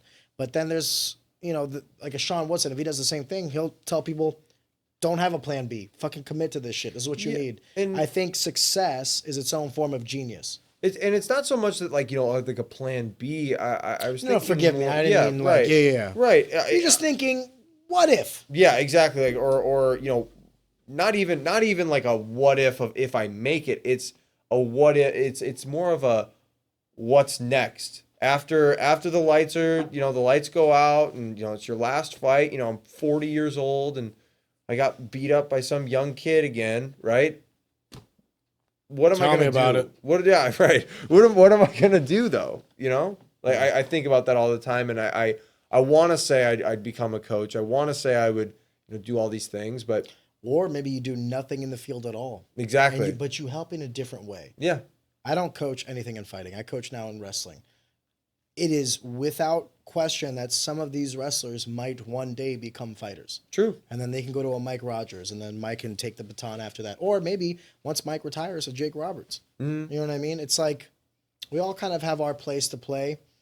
And I think as long as in some way, shape, or form, you're giving back to those that gave to you, and it doesn't necessarily, it's not tied to the individual. It doesn't have to be Jake or Mike or anybody, but people gave to them. And then they gave to people. Yes. And one day it'll be your job to give to people. What way, shape, or form that takes is for you to decide. It doesn't have to be a coach. Maybe it's a sponsor. Maybe you start a business and you have an affinity towards fighters and you sponsor, here's $200, kid, go live your dream. You know what I mean? That could also be a way of giving back. Or I'll pay your gym dues for a couple months for your fee or whatever. You know what I mean? I think as long as we have the mentality, and correct me if you think I'm bullshitting, like please tell me I'm wrong. As long as we have within us this capacity to give, because we have been given. Yes. That's the I don't know if I want to say the proper way, but it's the way I have chosen to live my life. And it's one, like a good example would be, I'm not sure if your parents have helped you out when you're, short on funds or whatever. I wish. Yeah, right. Well, some people. Listen, my parents did a great job. First generation immigrants. Right. They crushed it. Me and Andy do just fine. They sacrificed for us. Yeah. But you were. Right. No, but what I'm saying is like, hey, short on money this week. I don't know what I'm going to do. Sometimes like it's within a parent's right, I believe, to where it's like, okay, well, we'll help you out then. We'll help you out with this. Or, hey, can I get you groceries? But for how long? For how right. Obviously there's a timeline on that. Obviously there's a timeline. Well, I also would say that there's a timeline. I don't know if there's a timeline. I think it all has to stem off like, if there's a light at the end of the tunnel. 100%. You know what I mean? Absolutely. And my thing is, do they see what you see? Right. And also same with that is the same thing with coaching, right? Or the same thing with being a sponsor, things like that. I can choose who I want to support. I can choose who I want to, because I see a future with this, like a future with this kid. You know what I mean? Like he's got a lot of potential, or he's got, this or that. It all depends on. Yeah, exactly.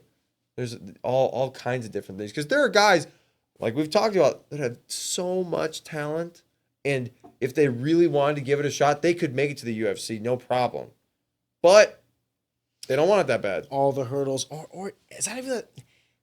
I firmly believe this, that like, you could have someone at that level and just zigged instead of zagged, and maybe something went wrong, or maybe a decision was made that was incorrect, or a bad day had them, even though they weren't trying to have one. Right.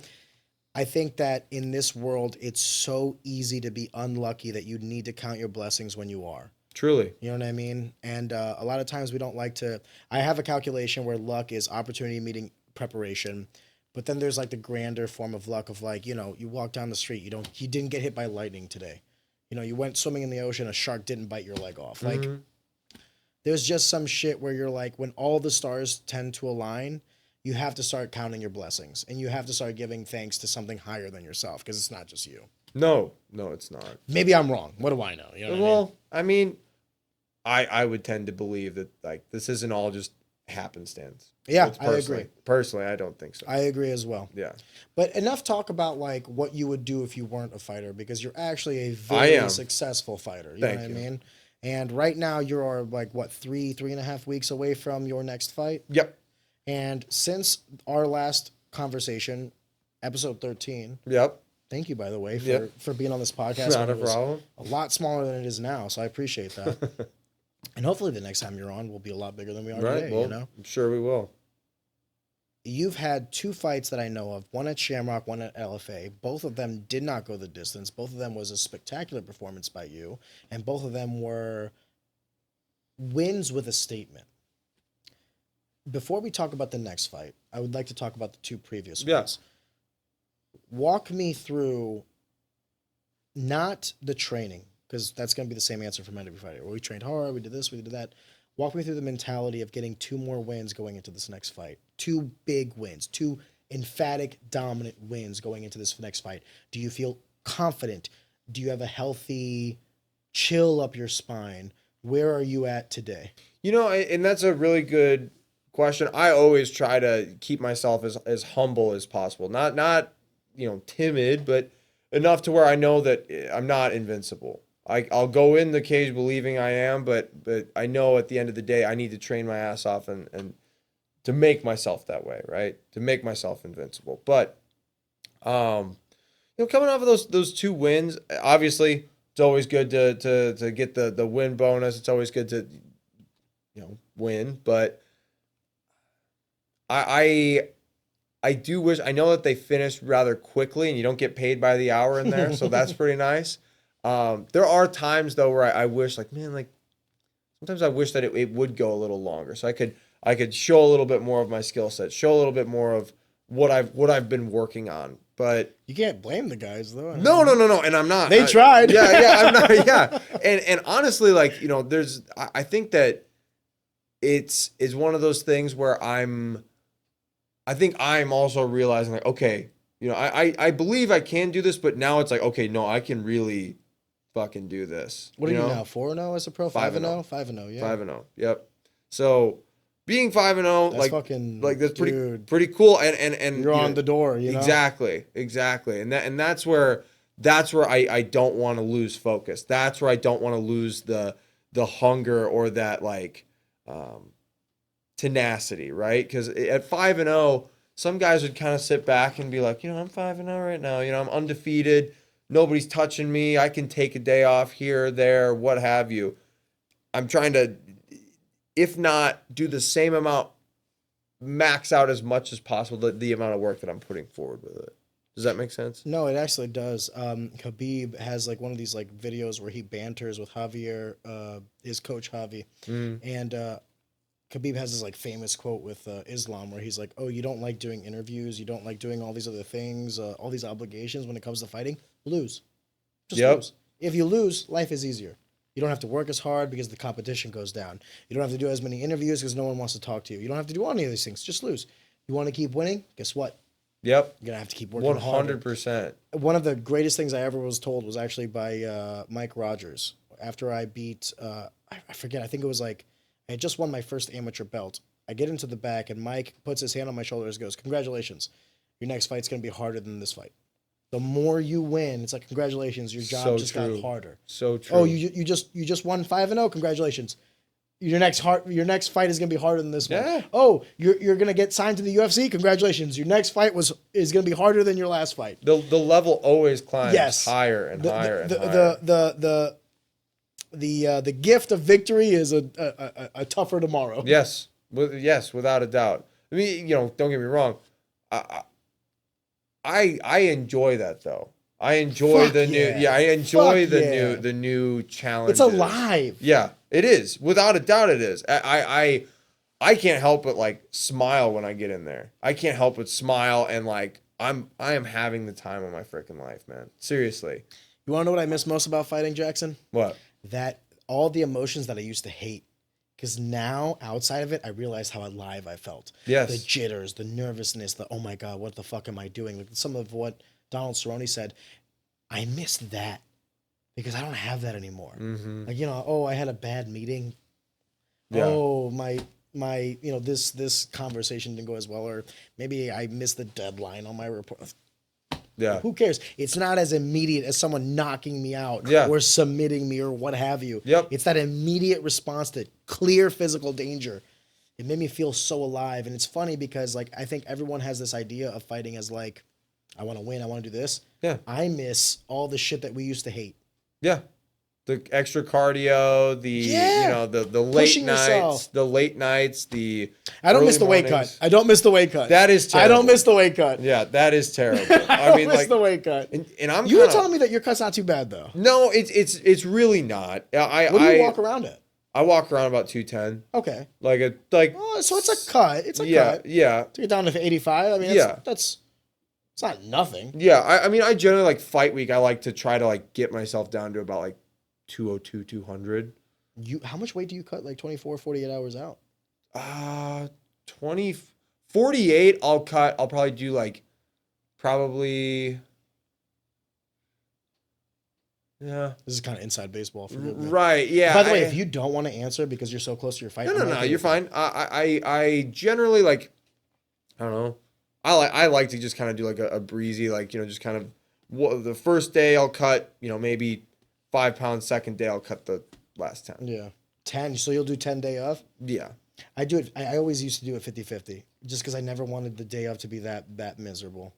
That being said, sometimes you miscalculate. But sometimes though, dude, I'll wake up and I'm like, oh shit, I'm that light right now. Really? Hell yeah, yeah. God bless. I never had that problem. I'll lose a ton in sleep. Like when I go to bed, I wake up, I'm like 2 pounds lighter. I'm so fucking jealous. Yeah, dude. I like, and that's thank you, Lord, because like I asked Jimmy Donahue how big of a drama queen I can be when I'm cutting weight. I am such a diva. Oh my gosh, dude. And like I always tell him afterwards, after like I have my Uncrustable. I'm so sorry, I was angry. hangry. Dude, I'm like, Jimmy, thanks, man. I'm like, or Jake, thank you, man. I really appreciate you guys putting up with me, blah, blah, blah. It's going to be the same thing every time. Bro, you got like 1 pound of hair on your head. You could easily a buzz cut. You don't even got to hit a bath. I could, true. And yeah, it gets itchy too. And I'm just fucking. Yeah, I know, I get it. But what's your preference when you weight cut? Out of curiosity, sauna or bath? Or cardio. Are you one of the guys that run? No. Yeah, those are the few, the proud, the Marines. Yeah, I'm not a big fan. I would say, honestly, I think they're both terrible. I would go sauna. Of course. Yeah. Sauna? Sauna. Why? I think. By the way, dry sauna or steam sauna? Steam. Okay. Steam for sure. I like that humidity and like the kind of like the heaviness.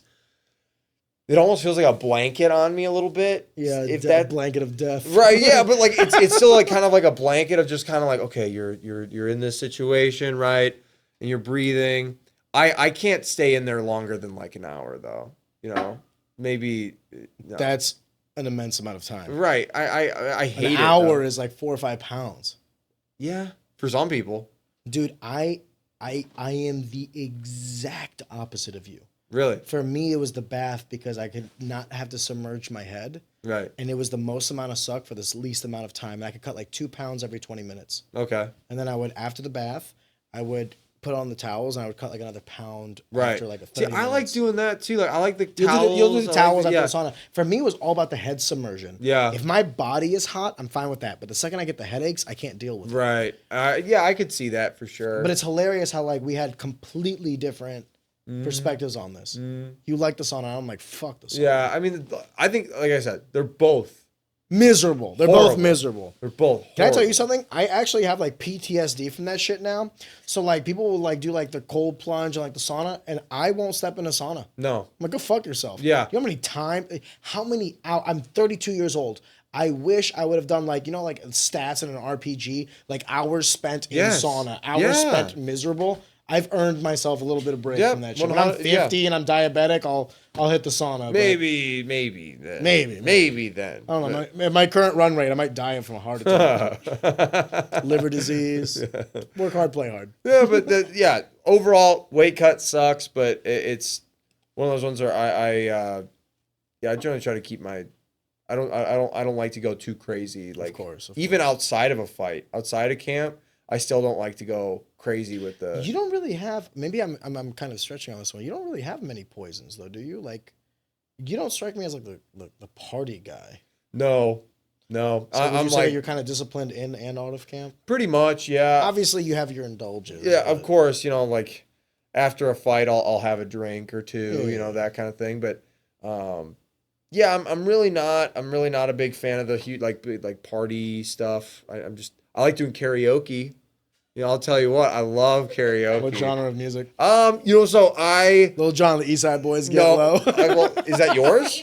If I'm gonna do karaoke, I'm doing like hard rap or like it's dude, the delta is so wide. It's either like Notorious B.I.G. Okay. or I'm doing like fucking hot cross buns. Nice. These are the two. All right, These are my cool. two things. Nice. Or like a journey or something. I'm either talking about the girl that I love so much, I want Right. to know what love is, or it was all a dream. Okay. I used to read Word Up magazine. It was, yeah. Well, I personally, my go-to is Bodies by Drowning Pool.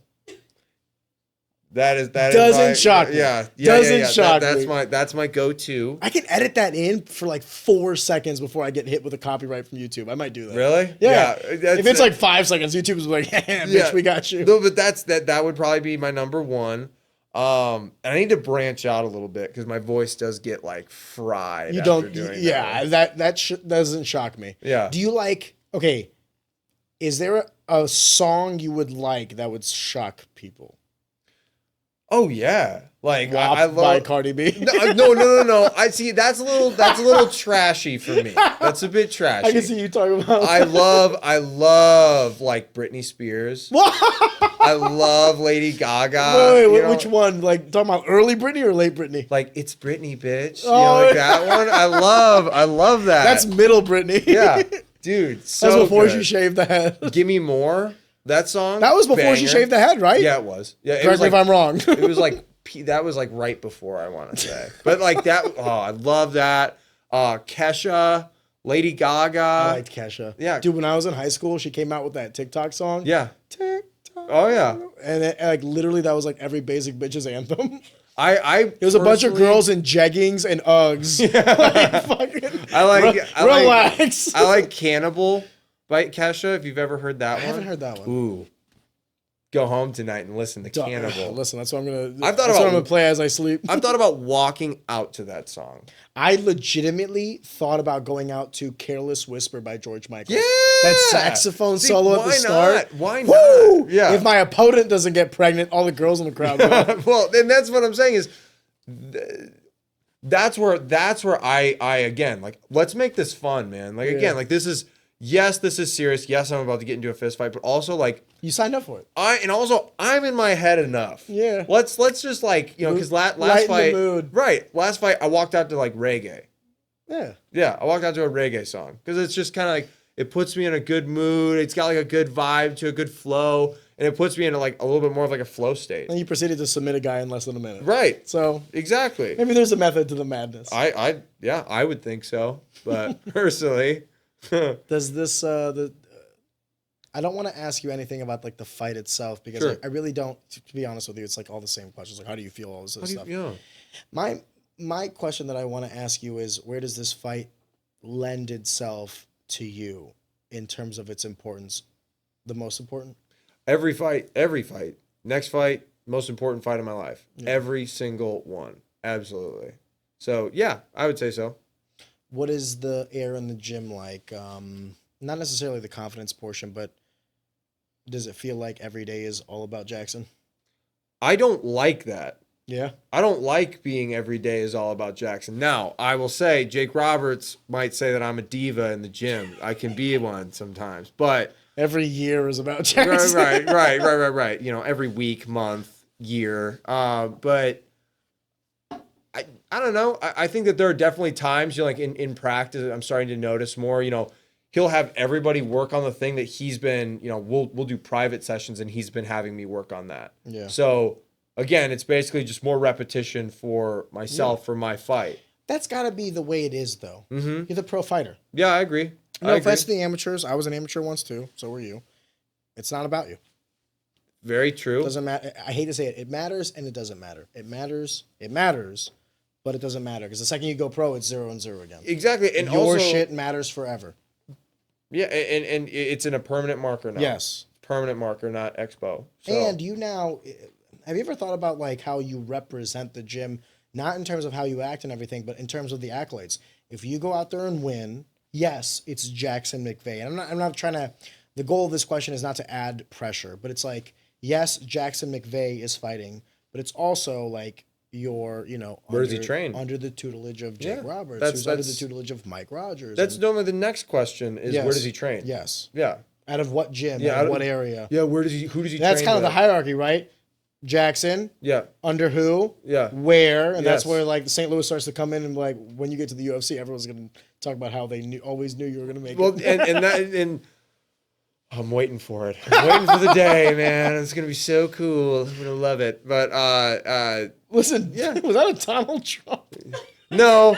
If you want to hear a Donald Trump, I can do a much better one. Sorry. Yeah, no. You were talking. Waiting for the day. No, that's not. No. My Donald would be far more. You know, there'd be a lot more hand motions and things. But anyway, yeah. No, I guess I would agree. Yeah, I'm a representative of not only myself, but of Jake, of Mike, of Jimmy, of all the people that have of Ben Newman, all the people that have put time and energy into me, and then all my sponsors, right? I'm representing them. I don't put a lot of pressure on myself in that way. I don't really think about it, but yeah, that is true. Certainly. It was something that I always thought about. Maybe I added too much pressure to myself, but I thought to myself, like, I'm representing more than myself. Yeah, I don't put a lot of thought into that. I just go out there. I'm like, I want to go out there and compete at the best of my ability, and whatever happens.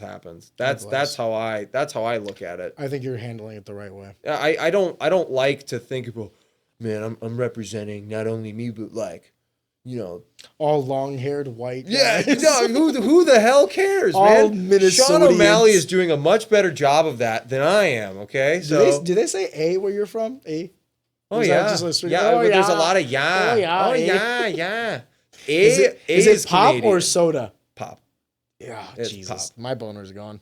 Yeah, you want to go get I was having a good time fridge? until exactly right now. Grab me that big. Yeah, that's the Minnesota accent right there. I think sometimes in the ascension or the lifespan of a fighter, a lot is put on their shoulders as this catalyst of like someone who somehow did this by themselves. Mm-hmm. But it's clear when we're talking about coaching staff and the gyms and all these other things, it's not, no one got to that point by themselves. Literally by proxy, no one got to that point by themselves. We talked previously on when you were on about, you know, those early years with your family and like you had a pretty, you know, middle class. Yep. Your parents were very supportive, and when you decided to move to Missouri, they were like, you know, obviously they might not have been the most happy at the time because you were dropping out of school to do this thing. Right. But I think, you know, over the course of time, it's like I said earlier, if they see the same light at the end of the tunnel that you do, suddenly everything starts to become easier. But dude, since we last talked, you had a girlfriend. Yeah. And now you have a fiance, Sure do. which, you know, for 50%, actually 13% of our population that watches this podcast, because we're like 87% male, that's a big fucking step Yeah. to propose to someone. And, Yep. you know, because you're essentially saying to them, you're saying, you're it, you're the partner. I'm going to give you my last name. And I don't know if I want to be careful how I say this, because I don't want to extend myself onto you, but I'm assuming you want to be a father. Of course. Okay. So not only are you telling this woman, here's my last name, I want you to have it, but I also have chosen you to be the mother of my children. I want you to be my partner in life. It's a big deal. Yes. It's a huge deal. It's the highest honor, in my opinion, that a man can give. Yeah. I want to be careful how I ask these questions, because I want to do them in like a sequential order. First, when you met this woman, was it clear that this is different? I would say, I wouldn't say like the first time. Not love at first sight. I'm not saying that shit. No, you know but what I mean? honestly, it was very early on that I realized, like, you know what? Oh, Like this one's different. Yeah, this one's way different than the other ones, for sure. Absolutely. You know, it came down to, you know, her upbringing, just her as a person, how she conducted herself and carried herself, all kinds of stuff. You know, how silly she was too. Like, did you meet her here in St. Louis or back? St. Louis. Okay. Yep. Met on Hinge. How'd you guys meet? Hinge? Yes. No Shout shit. out Hinge, guys. Bumble, Tinder, and Hinge now. Yep. Hinge. Everybody that I knew on, like, Bumble was like the number one though. Really? Yeah. Well, Bumble. Yeah. I mean, you're 32. Brother, I never did any of that shit. I know. You wanna know what I I'm used? saying though, your Facebook. generation though. Oh, Yeah. Listen here, motherfucker. You're a My millennial. Hold up. Yeah, millennials. Millennials. What are you? I'm a Gen Z. Are you really? You're Gen a Z. Zoomer? I'm a Zoomer. No shit. Yeah, I'm a Zoomer. I got Zoomer vibes. Yeah. Well, I will say. Fuck you, we're done. Bumble is definitely more millennial vibe. Oh, Definitely. I never used it, but like yeah. the majority of the people that I know that got married, like shout out C. Bradshaw, he met his lady on Bumble. We were fucking in our cubes, and he's like, "Yo, this girl came over last night, but I think she's gonna stick around." I go, "Really?" Yeah. Like, no shit. Now they're married. It is a great way to meet. Do you believe? Are you like now like a mobile app dater believer now? I would say so. I mean, again, it all comes down to intention. Okay. What was your intention when you guys met? Yeah, right. She met me when I was in the depths of not being a good boy. But Did she change you? She sure did. She sure did. And again, it was something like God bless. something that like pulled, like the fact that she was able to pull me out of that and make me go, you know what? Like, I actually want to make sure that you stay around. That was a part of it too. Where I'm like, wait a second. Like, I actually want to spend time with this person. Like, whoa.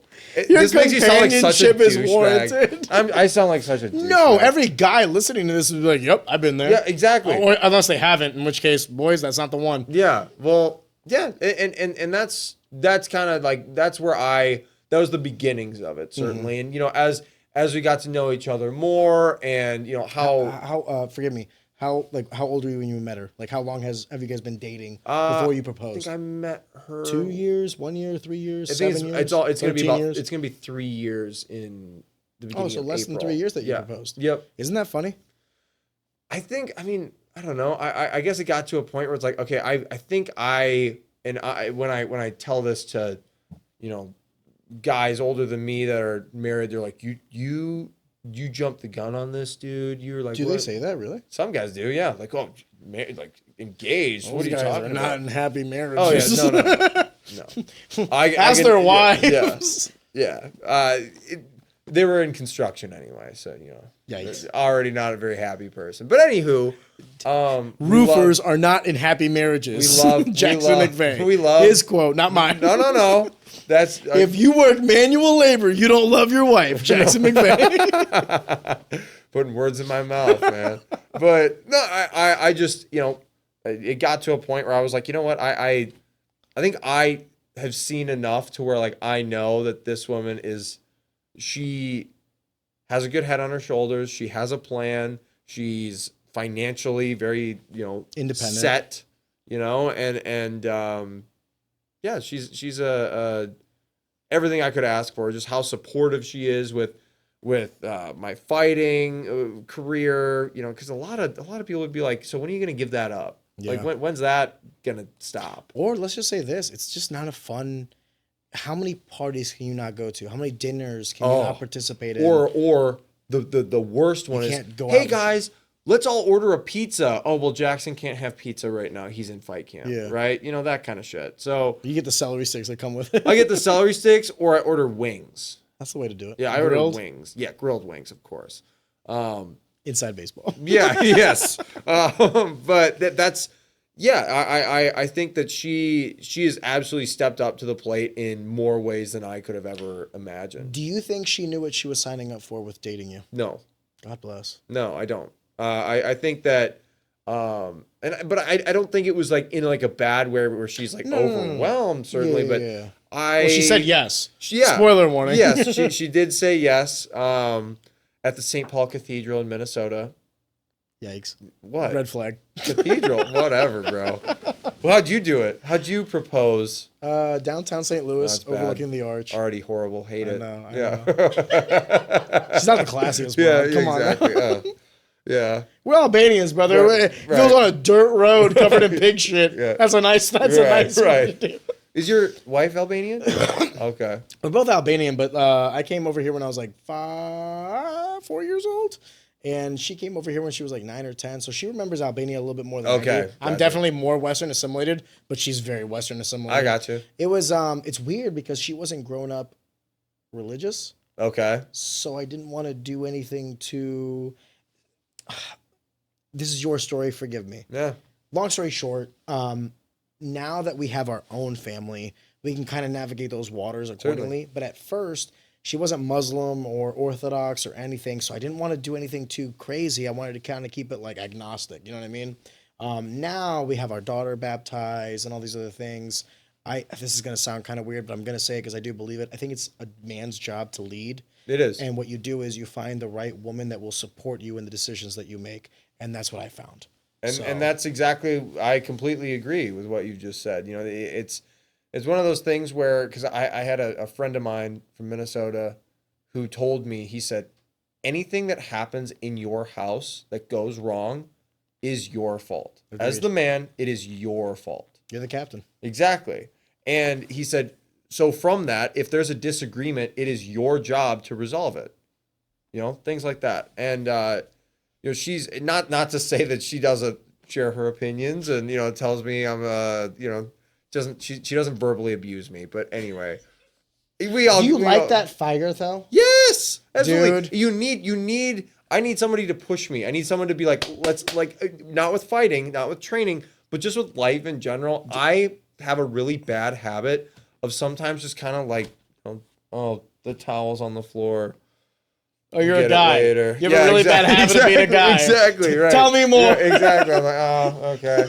And just there can be wives that are like, just one towel. Yeah, exactly. Sign me up. But, even today though, like she like brought it up, like, I've told you like 15 million times to pick up your freaking socks off the ground, and you keep leaving them on the ground, and the dog keeps chewing them up, and I have to clean it up. You're driving me insane. And it's one of those things where in the moment I'm annoyed, and I'm like, it's Get really, off my ass. It's really not that big of a deal. Not a child. Yeah, exactly. But I look But we back, kind of are. Yeah, and I need that. I need that like person to be there. The anchor. Yes. Not in a bad sense, like to ground you. Yes. Anchors are important. You need an anchor to survive at sea. It depends on the context, right? Because it can also be used as a euphemism for negative. Oh, you hold me down. Fair. Right? I think of it with my wife as like, when I start to get too much. Yeah. Bring me back down. 100%. Bring me back to earth. That's exactly. I will say this. My wife doesn't argue with me anymore at all. I don't know what it is about me, Jackson. I'm the weirdest motherfucker. When she starts yelling at me, yeah, I'm like, dude. What? What are you saying? There's two ways. There's two ways that if my wife wants to get down, she can get me. Whoa. No matter what. Whoa. Get me a wine or like a whiskey or whatever.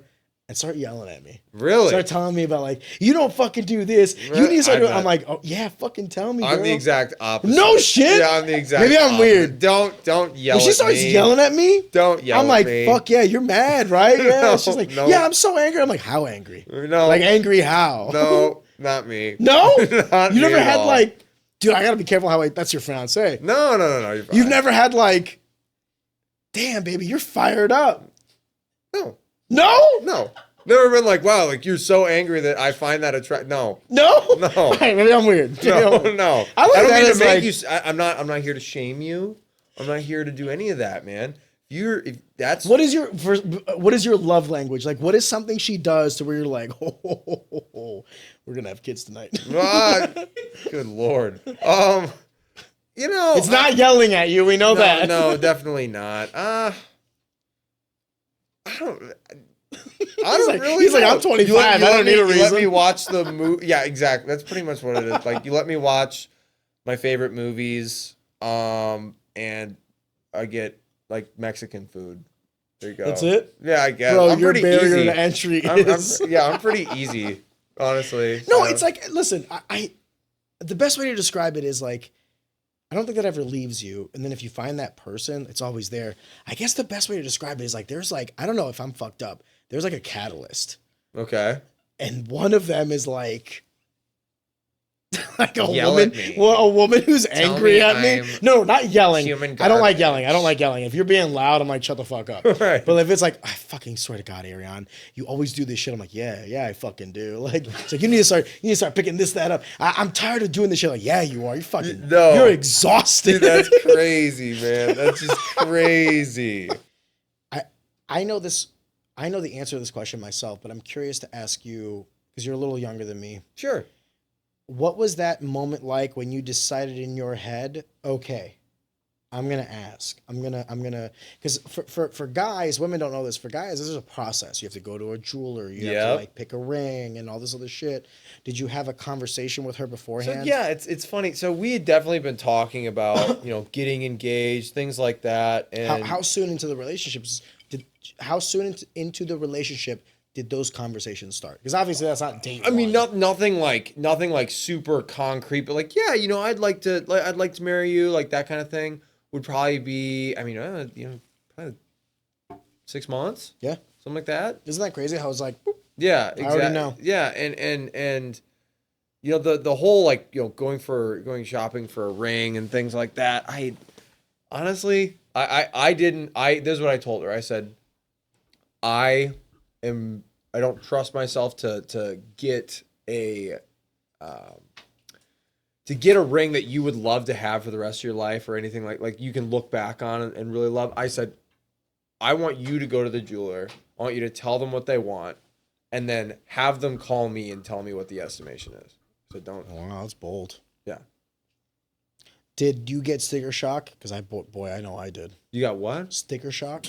What is that? When you realize what it was going to cost?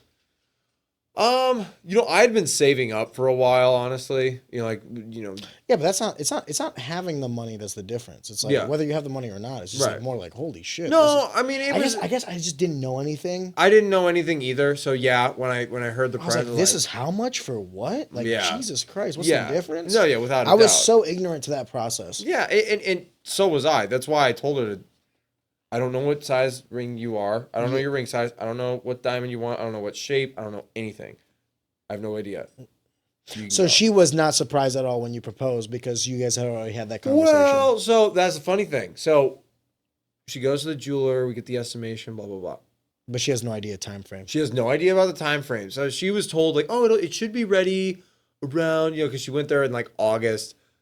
Told them they said it would be ready in like October, right? November rolls around, still no words. And she's like, oh, what's the deal on this? I haven't heard anything. I said, okay, well, they called me like the next day and they're like, hey, this ring's been ready for like 2 months. We forgot to contact you guys. So sorry about that, right? I said, okay. So I call her up and I say, yeah, they said it's going to be like another month before we're going to be able to get that. Like, I'm really sorry, right? And she's pissed. She's like, are you kidding me? They told me it would be ready when this. blah, blah, blah. I'm going to call them. No, baby, don't do that. That's exactly. Don't She's do like, that. no, I'm going to call him. I was like, no, I'm going to handle this. All right. I don't want you to stress about this. I'm going to handle it. Right. So then after that, she thought, okay, well, definitely not getting proposed to around Christmas. Right. So we go up to Minnesota for Christmas. I had the ring and everything. And, yeah, it was. I did it the day after Christmas. Does she have family in Minnesota as well, or Nope. is it strictly just yours? Okay, Just I was mine. just curious.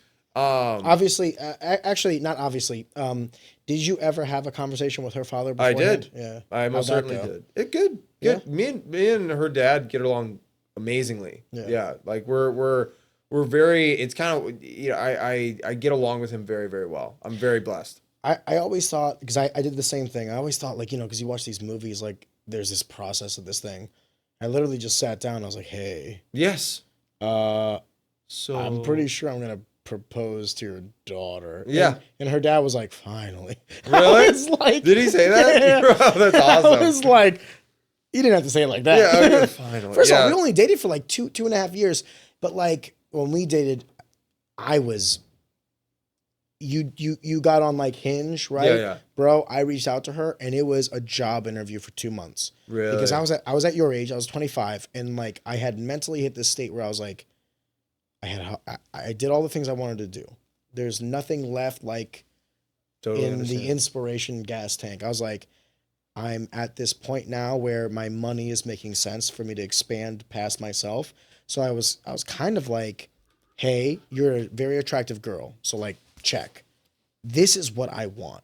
This is what I'm willing to give. Yep. What do you want? Is this acceptable? Do you find me attractive? I hate to say it that way, but that first month was basically that. And she lived in California for work. She was away for like 6 months. So it was basically like over the phone. And this is just anecdotal for me. I think that's the proper way to do it.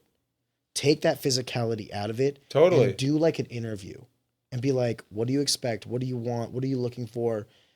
Are you attracted to me? Am I attracted to you? Because the physicality does matter and all these other things. Certainly. And then the morality. I would ask her questions like, would you parent a daughter or a son different?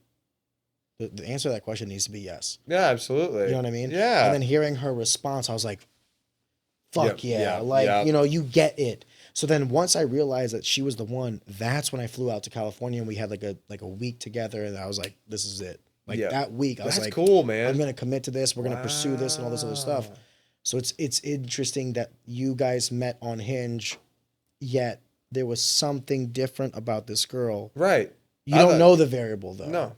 I think it was A little bit of everything. the variable was like I could have a genuine conversation with her and it wouldn't be like, oh my God, when are you gonna stop talking?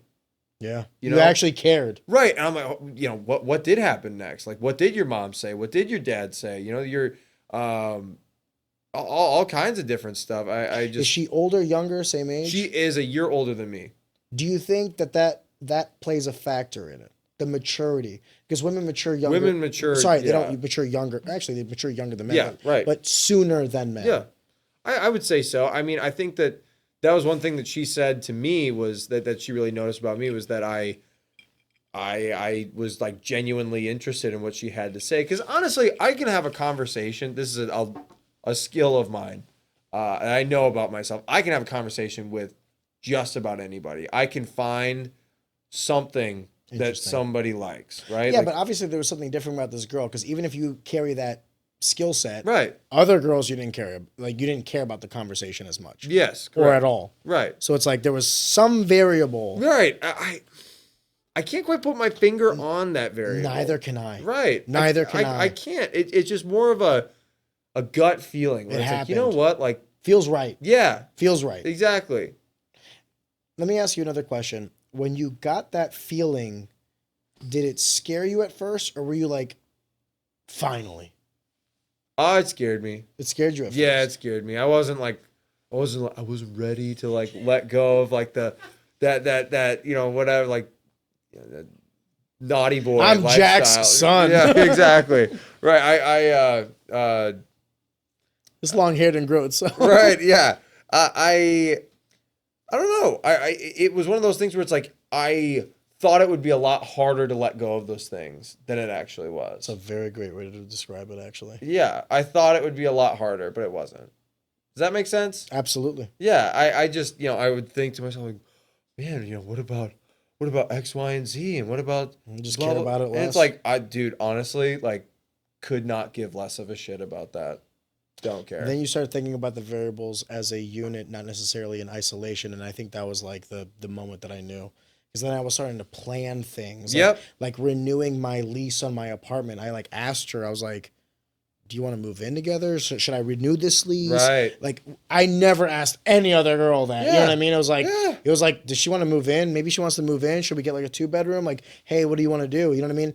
That's when I was like, why the fuck? Like, I'm only asking her because I'm looking at this like long term now. You know what I mean? Yes. And that was like the one where I was like, okay, I'm no longer making decisions in isolation solely about myself. I'm now taking somebody else's variables into consideration, which only means that I care about them because they could be my variables as well. Yeah. Interesting. Yeah.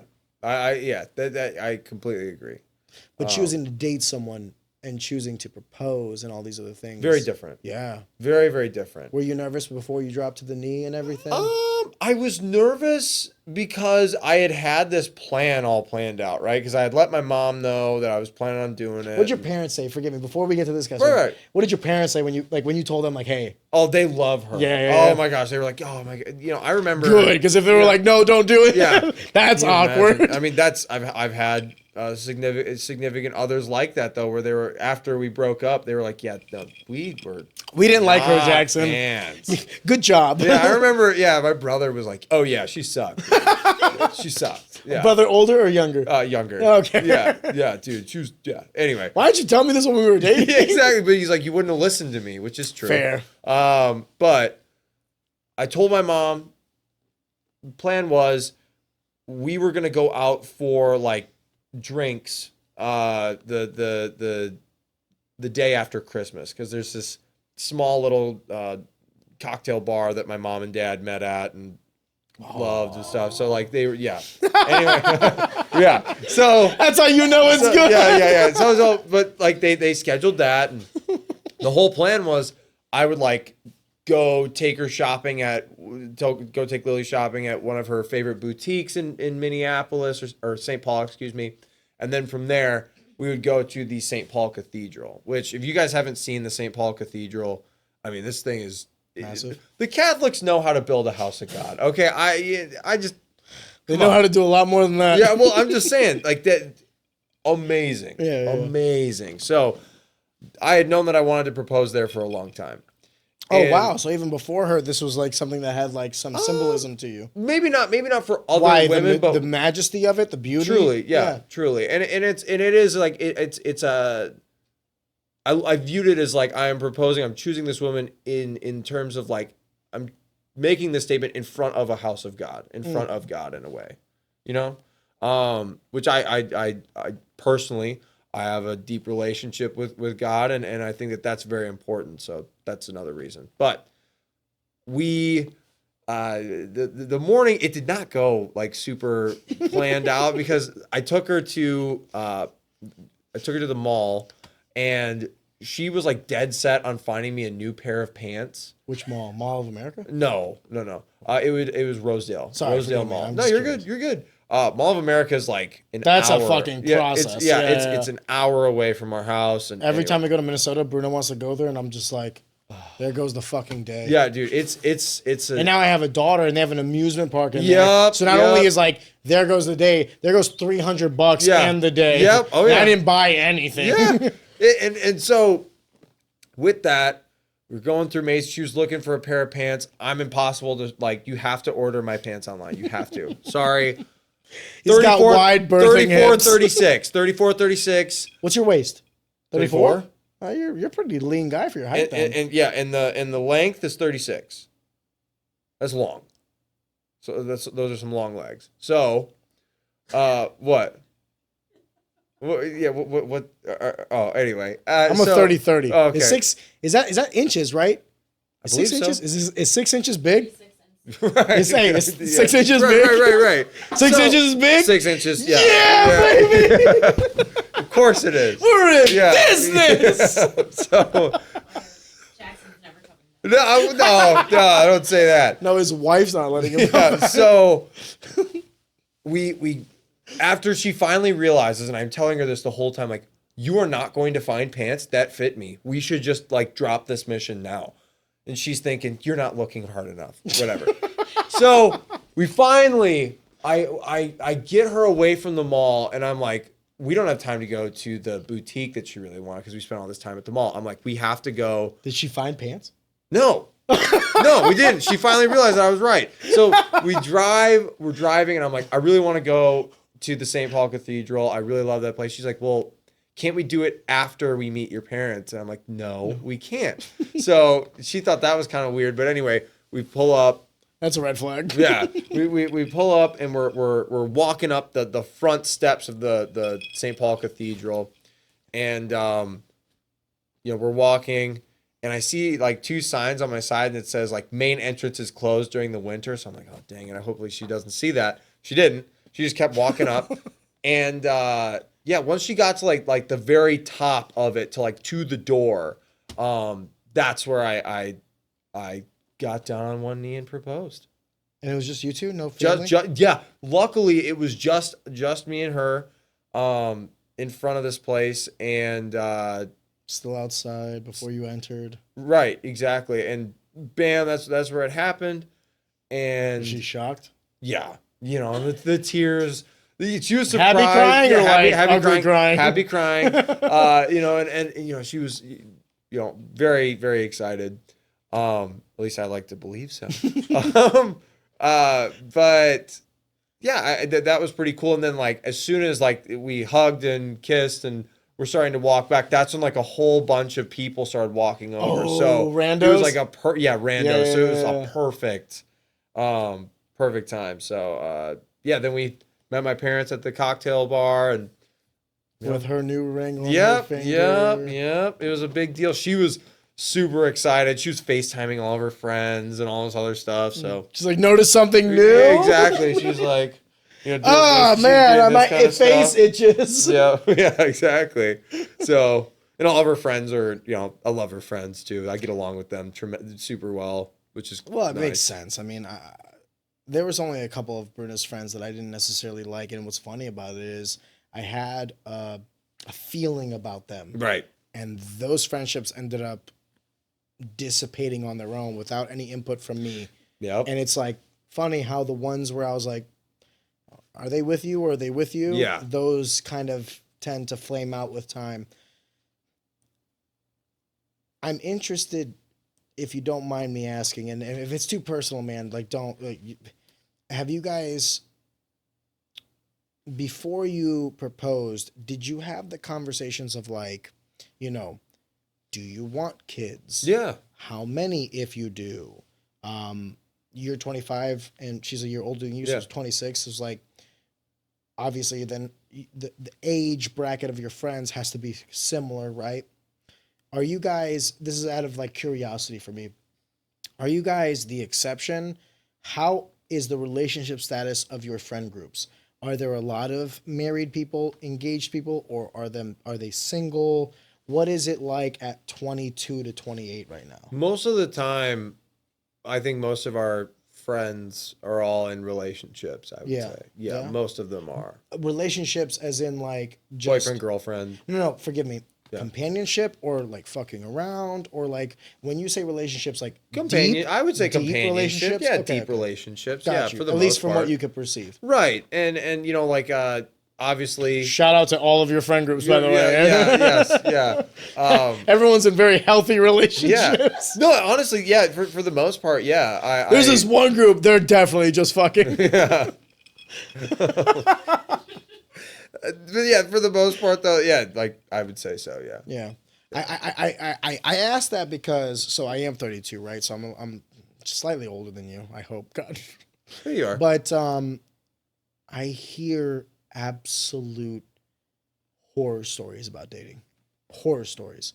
And what's interesting is it's from both your generation and my generation. So when I had Jackie DeFranco on, I mean, she was telling me, she was like, dude, I'm, 33 years old, and God bless her. She put a lot of time into an individual that then it did not pan out. And I have a soft spot for women who dedicate time and energy and attention and focus to a man that investment does not pan out, because, you and I, bio clock doesn't take for us. You know what I mean?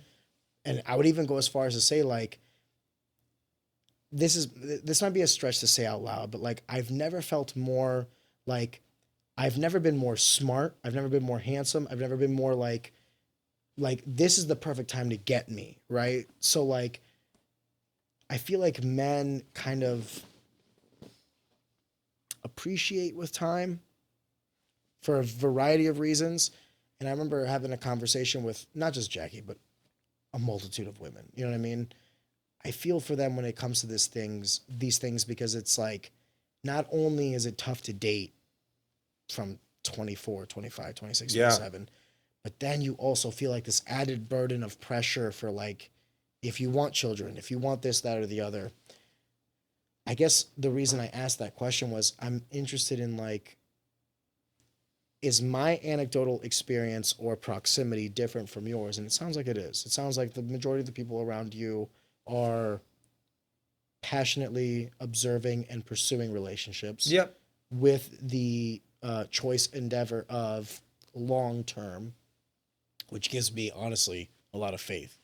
Does that make sense? No, absolutely. It's positive experiences versus negative. Right, because I hear more and more about like, oh, I don't want kids. Oh, I've never wanted this. I've never wanted that, and it's like, well, that kind of like takes away part of the purpose, in my opinion. No, you're about to preach to the choir.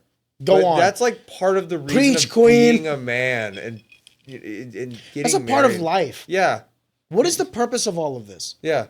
There is nothing you will ever do in this planet that will supersede you more than your children. Without a doubt. Yes. What's the purpose of it all? I mean, I don't have kids, but like I know that you want to now. Yeah. Didn't the want to have children exponentially increase when you found a partner? Certainly. Where you could see that possibly flourishing. Yes. I say this once and I'll say it again. Perhaps you'll agree with me. I did not know the man I could be until I found the woman that allowed me to be. Yeah, absolutely. Now I realize I cannot say this, but hopefully number two. Hopefully number two. Really? Yeah, hopefully number two. I want, after the first kid, before I had my first child, I was like super analytical in the sense of like, this is what a child costs. Yeah. This is the kind of life I want to give her. So like, this is the amount of money I need to make. After my first kid, I'm like, let's have as many as we can. We will figure out the money. Yeah. Because we can't always have kids, but we can always make more money. Yeah. Or we can always make things go around. I say the threshold for Bruna being a stay-at-home mom is 3 kids. Once we have 3 kids, that'll be like the amount of time that we are spending away from our children is no longer conducive for her salary. And then I will take the burden of being the breadwinner. To each their own. This is like anecdotal for me. So now I want like fucking 5 kids. Because like if we're going to have 3, might as well have more. And it's funny how like that threshold of how many kids I wanted just changed. Dude, it's no longer a calculation. It's like, let's push it to the limit. Let's see how many we can have until we can't have any more. And it's a direct correlation to the partner that I picked. 100%. I agree. 100%. And it's another thing too of, I don't know, the temperament of your partner as well, and how patient they are and things Extrapolate. like that. I think that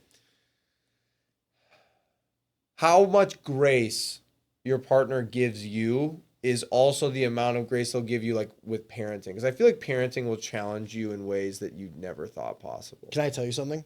Is that not true? It's the easiest thing I've ever done. Nuh-uh. It's the easiest thing I've ever done. Shut up. Confirm or deny? No Artist? way. You're crazy. I love that you have that opinion. I love that you have that opinion, but I don't. Okay, anecdotally. But anecdotally. Overanalyze everything, and we know that you're, Anecdotally. Yeah. The thing you enjoy the most, though. It is my reason now. That's great. I love my wife. I do. But like, She is your baby second girl, to though. my daughter. Yeah. And if we do have a second, she will be third to both of them. Vice versa, this is what I would expect of her.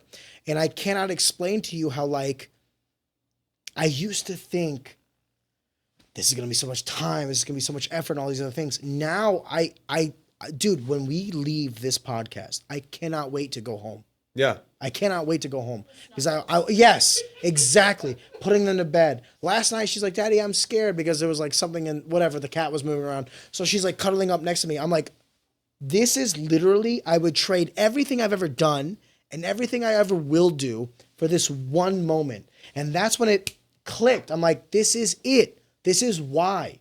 This is why. And it's so beautiful because it's like past yourself. Like not work or money or fighting or even my partner, my wife. It's this. And I said this on another podcast. Tell me to eat shit if I'm wrong.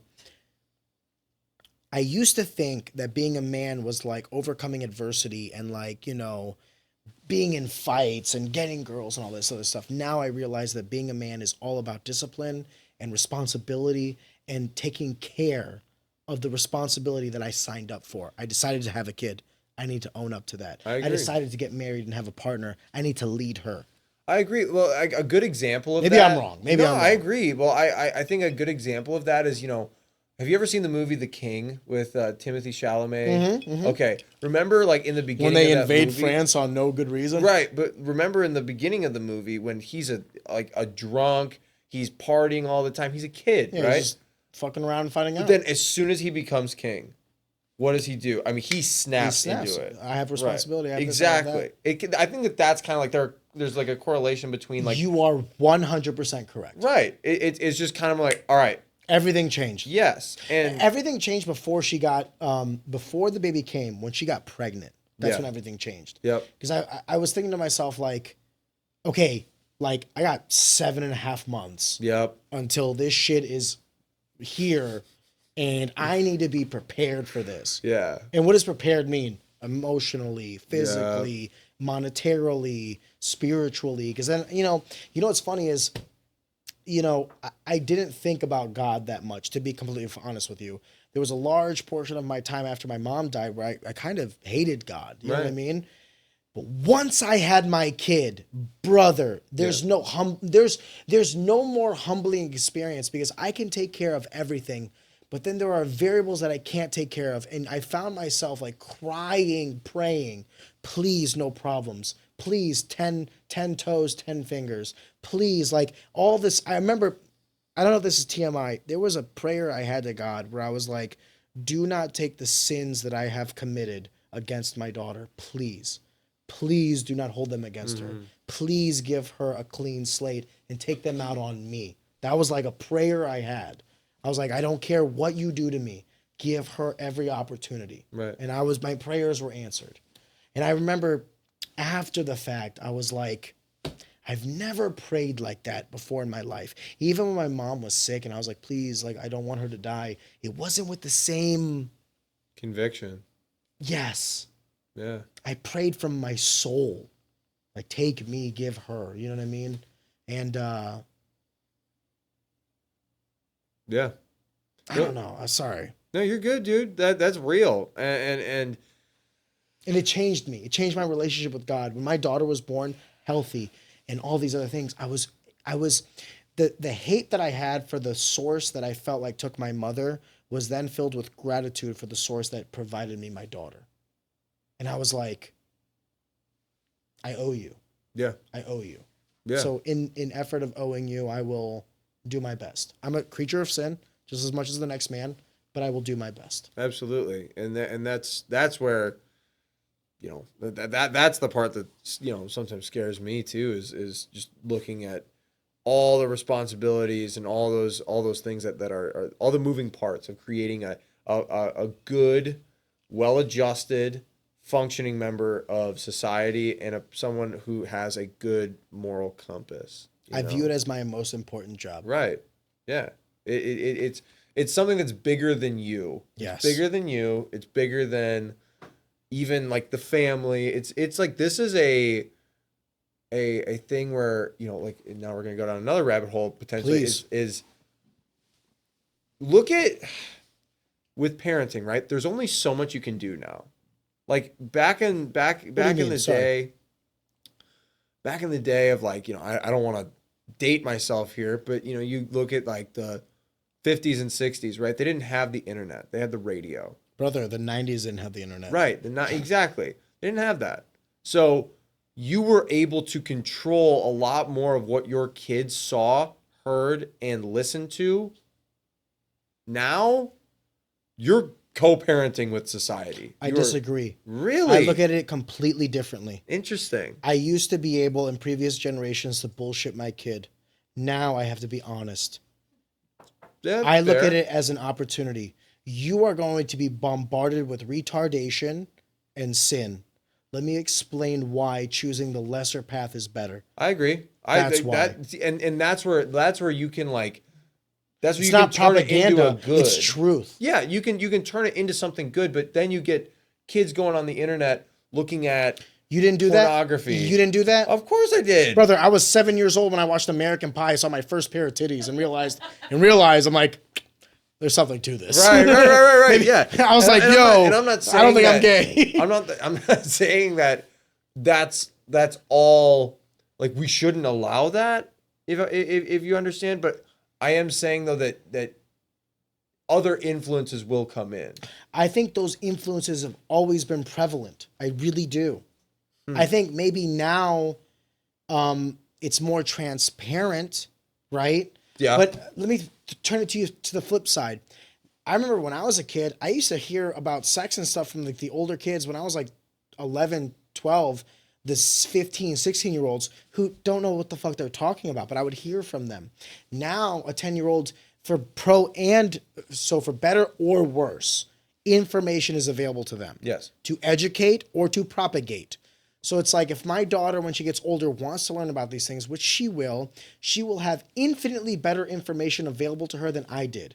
So yes, you are correct in saying that she will be swayed a certain way, but she will also have available to her the tools to be properly swayed if she so chooses. My job, this is how I think, and people can wreck me in the comments. My job is not to hold her hand, her life. My job is to instill wisdom at an early age. And the more wisdom I can fill her with, the better she'll like navigate the path herself. You've seen 13-year-olds, girls that have been like, so I'm a little biased because I have a daughter. 13-year-old girls that have been like sheltered their whole life. And then the second they can go to like a homecoming or like their first high school party, what do? Fucking go wild because they've never had like a taste of freedom. I agree. So for me, at least the way I choose to raise my kids was in a lot of ways, my parents did a great job. They educated me. They didn't propagate me. They educated me. They said, here's the world, navigate. And then, well, you know what they did more than anything? They didn't talk to me. They showed me. My parents never had the sex talk with me. My parents never had any talk. Okay. No. Yeah. They fucked in front of me. No. Pause. No, I guess what I'm trying to say is like, they never had to sit me down and tell me something. Yeah. They led by example. Sure. In a lot of ways, like work ethic. When my father was unemployed, my mom held down the fort. It showed me that marriage is not about like, just warm feelings and all this stuff. It's about dedication, responsibility from both parties. When my dad was unemployed, my mom held the fort. And when my mom was terminally ill, my dad was there. Yeah. Through thick and thin. Showed me what marriage is. They didn't tell me what marriage was. They showed me. Work ethic. Love and admiration. We had everything we needed, not everything we wanted. Certainly. Yeah, I agree with everything that you're saying. And leading by example is the most important thing that you can do. You don't think that's more important than all the bullshit? Oh, of course it is. Of course it's more important. Now, I would say, though, you are going to get a funnel of bullshit that you, as the parent, have to then explain, hey, that's not how a proper member of society thinks, right? Like, you get, kids like 13-year-old boys reading things about like, from like incel Reddit pages talking about how Andrew Tate. yeah, no, Red I pill, don't want that. manosphere, I don't yeah. want that in my house. I don't want that. Right? My if I have a son, he is not going to look at women like that. But here's the thing. They're gonna see it. I understand. They're gonna see it. I understand. So it's like, would you agree that it's not about shielding them from it? No. It's about educating them to it. I completely agree. Here's what it is. Here's why they're wrong. Right.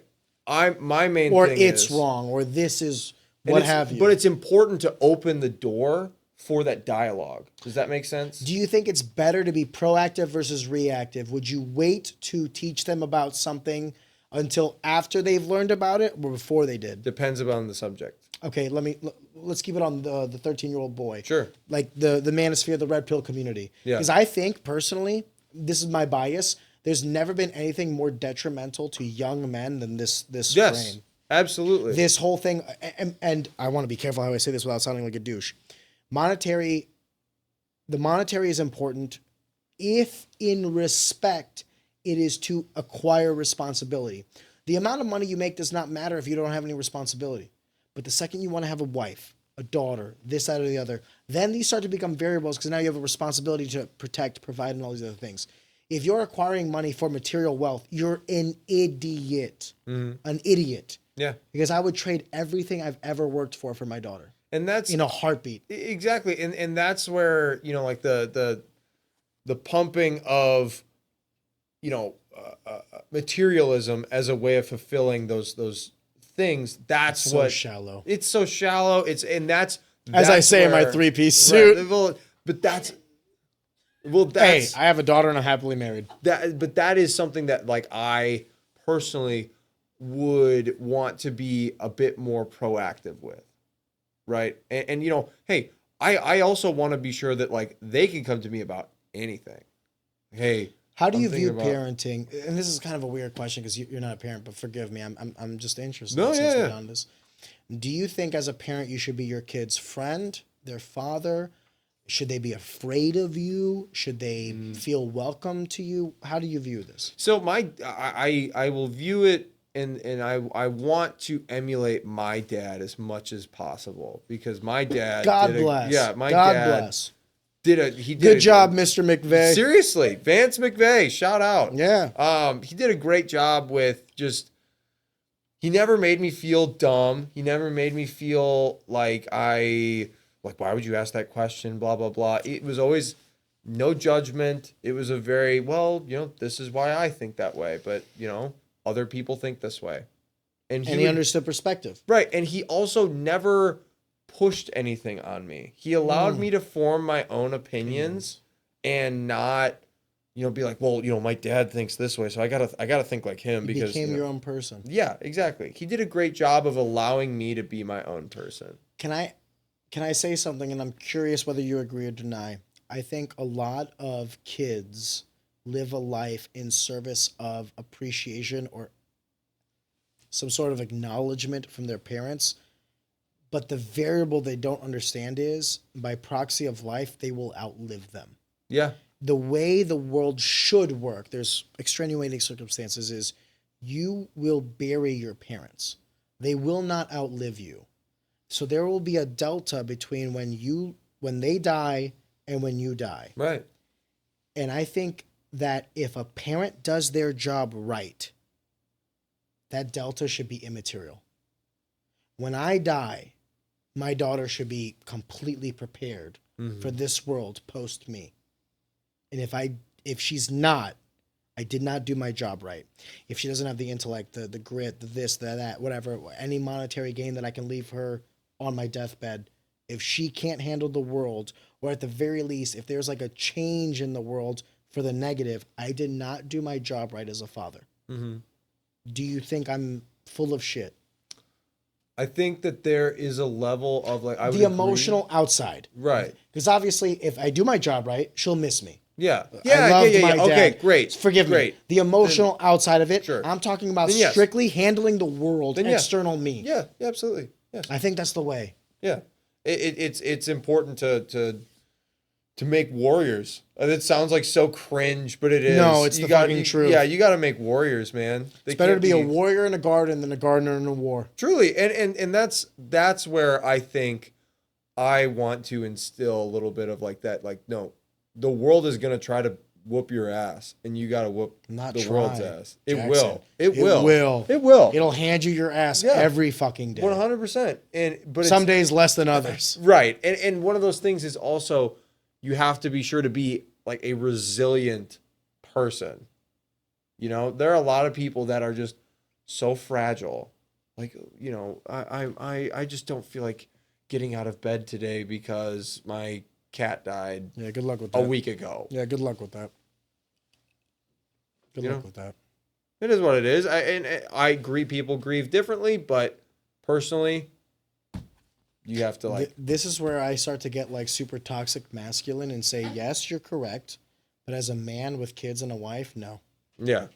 You are afforded these luxuries that you speak of, and I absolutely agree that everybody grieves differently and all this other stuff. Certainly. But when you've taken on the responsibility of proposing to a woman, giving her your last name, possibly impregnating her and creating children, you don't get to grieve the way other people grieve now. Suck it up, pussy. You have more to do. I mean, I agree with you in some sense, yes. What, you're saying I can't cry at like my parents' funeral? No. Actions and reactions. So if you react to something with grief, one thing. Yeah. What is the action you take afterwards?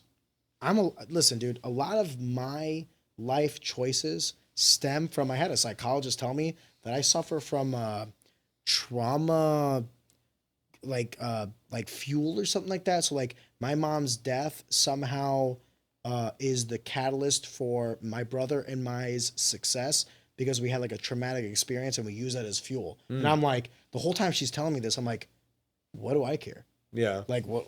Cool. Like, I don't care what the reason for our fuel is, as long as it's like in a positive atmosphere. Yeah. Exactly. So reaction, action. The reaction to the trauma of her death could be positivity. I agree. But it's like, what is the actions we're taking to that? Because I could have easily been a heroin addict in the Rust Belt and like lost all my teeth by the age of 25 and no one would have known my name. So it's like, the whole thing about what you're saying, the original inquiry is, there is a way you react to something that I will never hold against anybody. That is your God-given right. Certainly. The actions you take afterwards, I will judge you on. Yeah, I agree. So if you cry at your dead dog or whatever, dude, I cried like a little baby when my cat died. Yeah. What did I do the next day? I went to fucking work and I made fucking money. True. You feel me? That's React exactly, however you want. Yeah. You have responsibilities. Get your shit done. Whenever I hear people taking like PTO for this, that, or the other, or whatever, not making this meeting or whatever, I'm like, the first thing I do is judge. Suck it up, pussy. That's my mentality. For better and worse. Perhaps I'm incorrect, which is duly noted. I'm not saying that I'm right. What I am saying is, I'm right. If you're a man with children, suck it up, pussy. Right? No, Because what are you gonna do? Let your woman? Not that women can't. Not that women can't. Right. My wife is very capable. If I ever fell from my graces, she could leave the house. But the reason she picked me, just like I picked her, is that she knows she will never have to. Does that make sense? Yeah. She knew what I signed up for. She knew. And by God, she knew what she signed up for. Yeah. So for better and worse. Yeah. So I can be a cunt.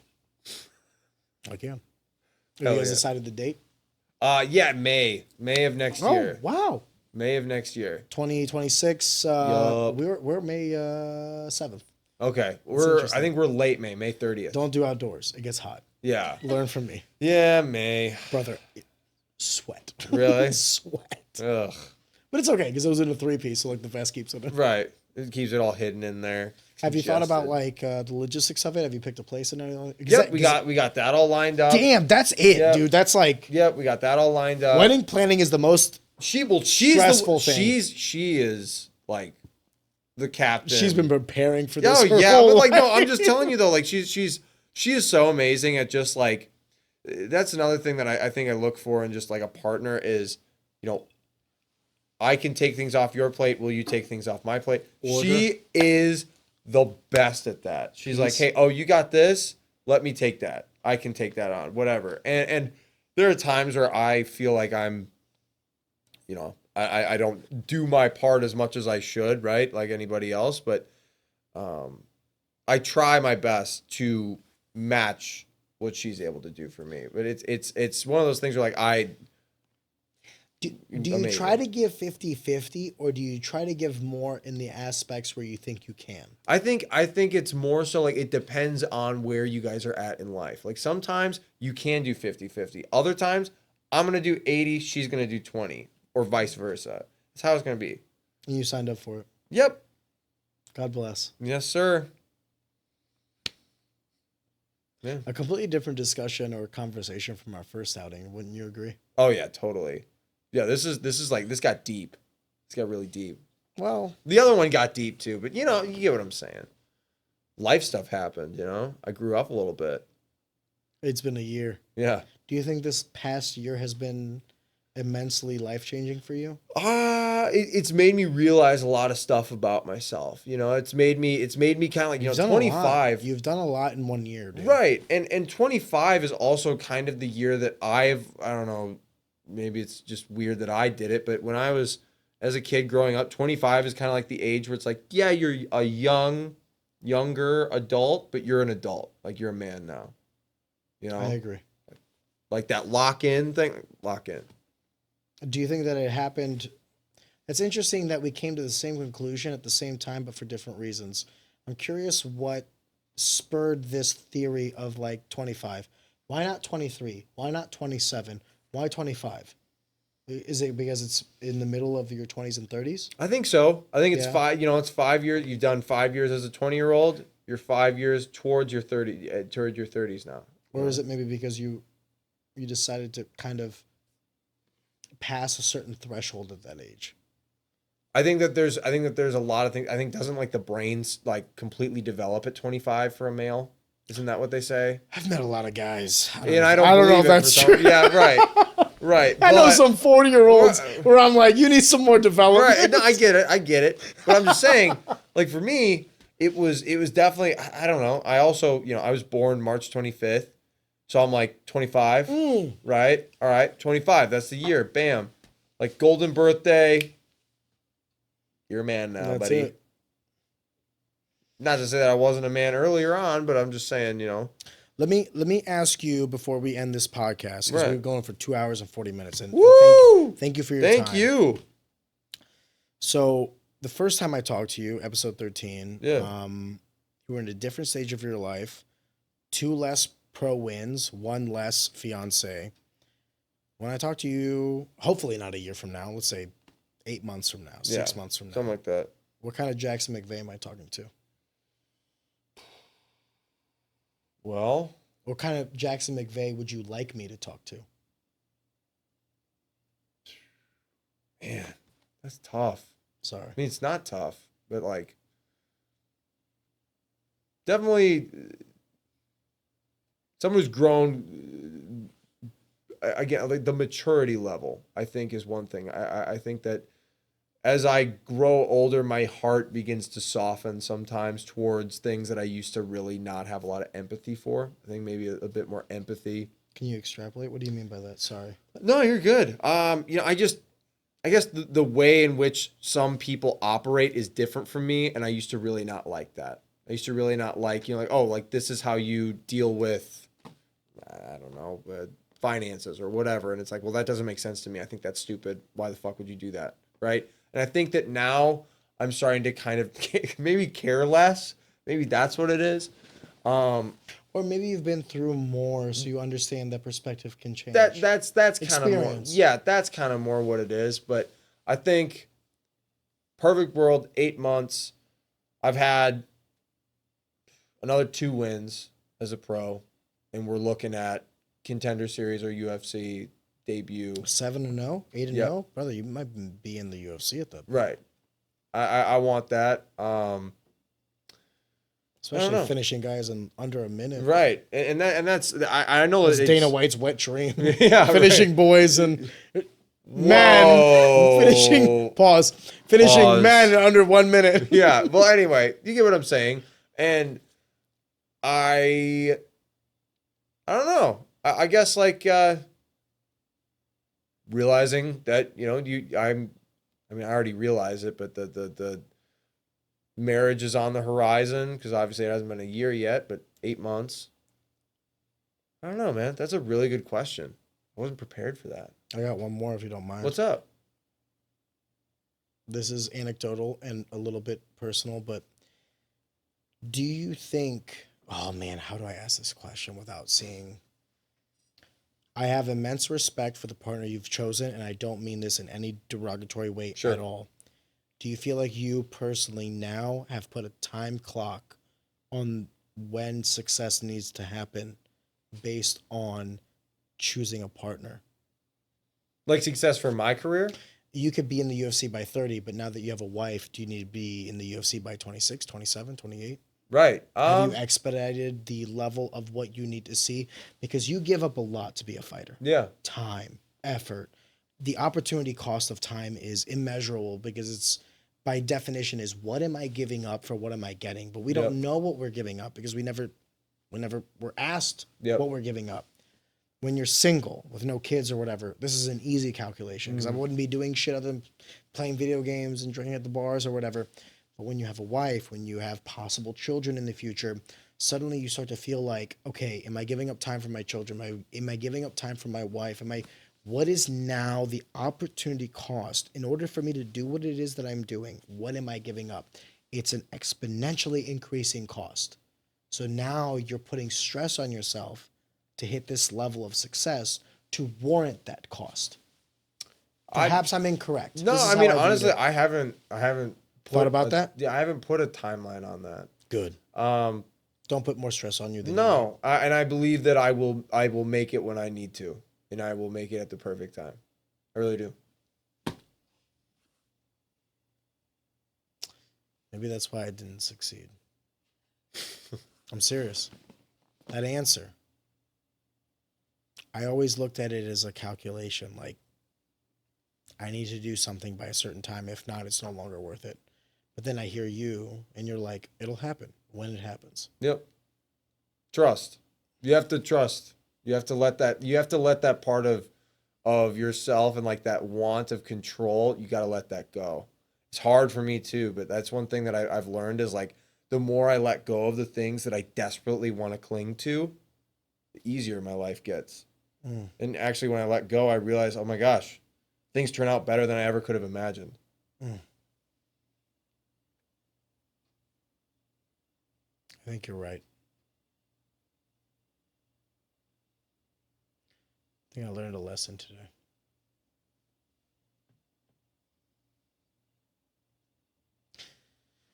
Jackson, I hope you enjoyed this time on the podcast. Absolutely. This has been awesome.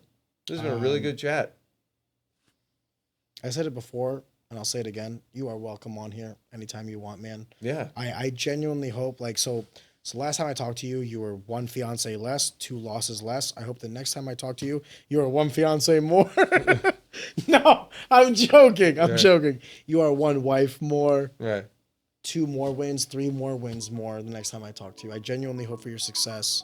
I'm a fan. Thank you. I enjoy you both in the cage and out of the cage. I think you're a great guy. Thank you. I appreciate that. Brother, Yeah. thank you for being on this podcast. Of course. Again. Thank you.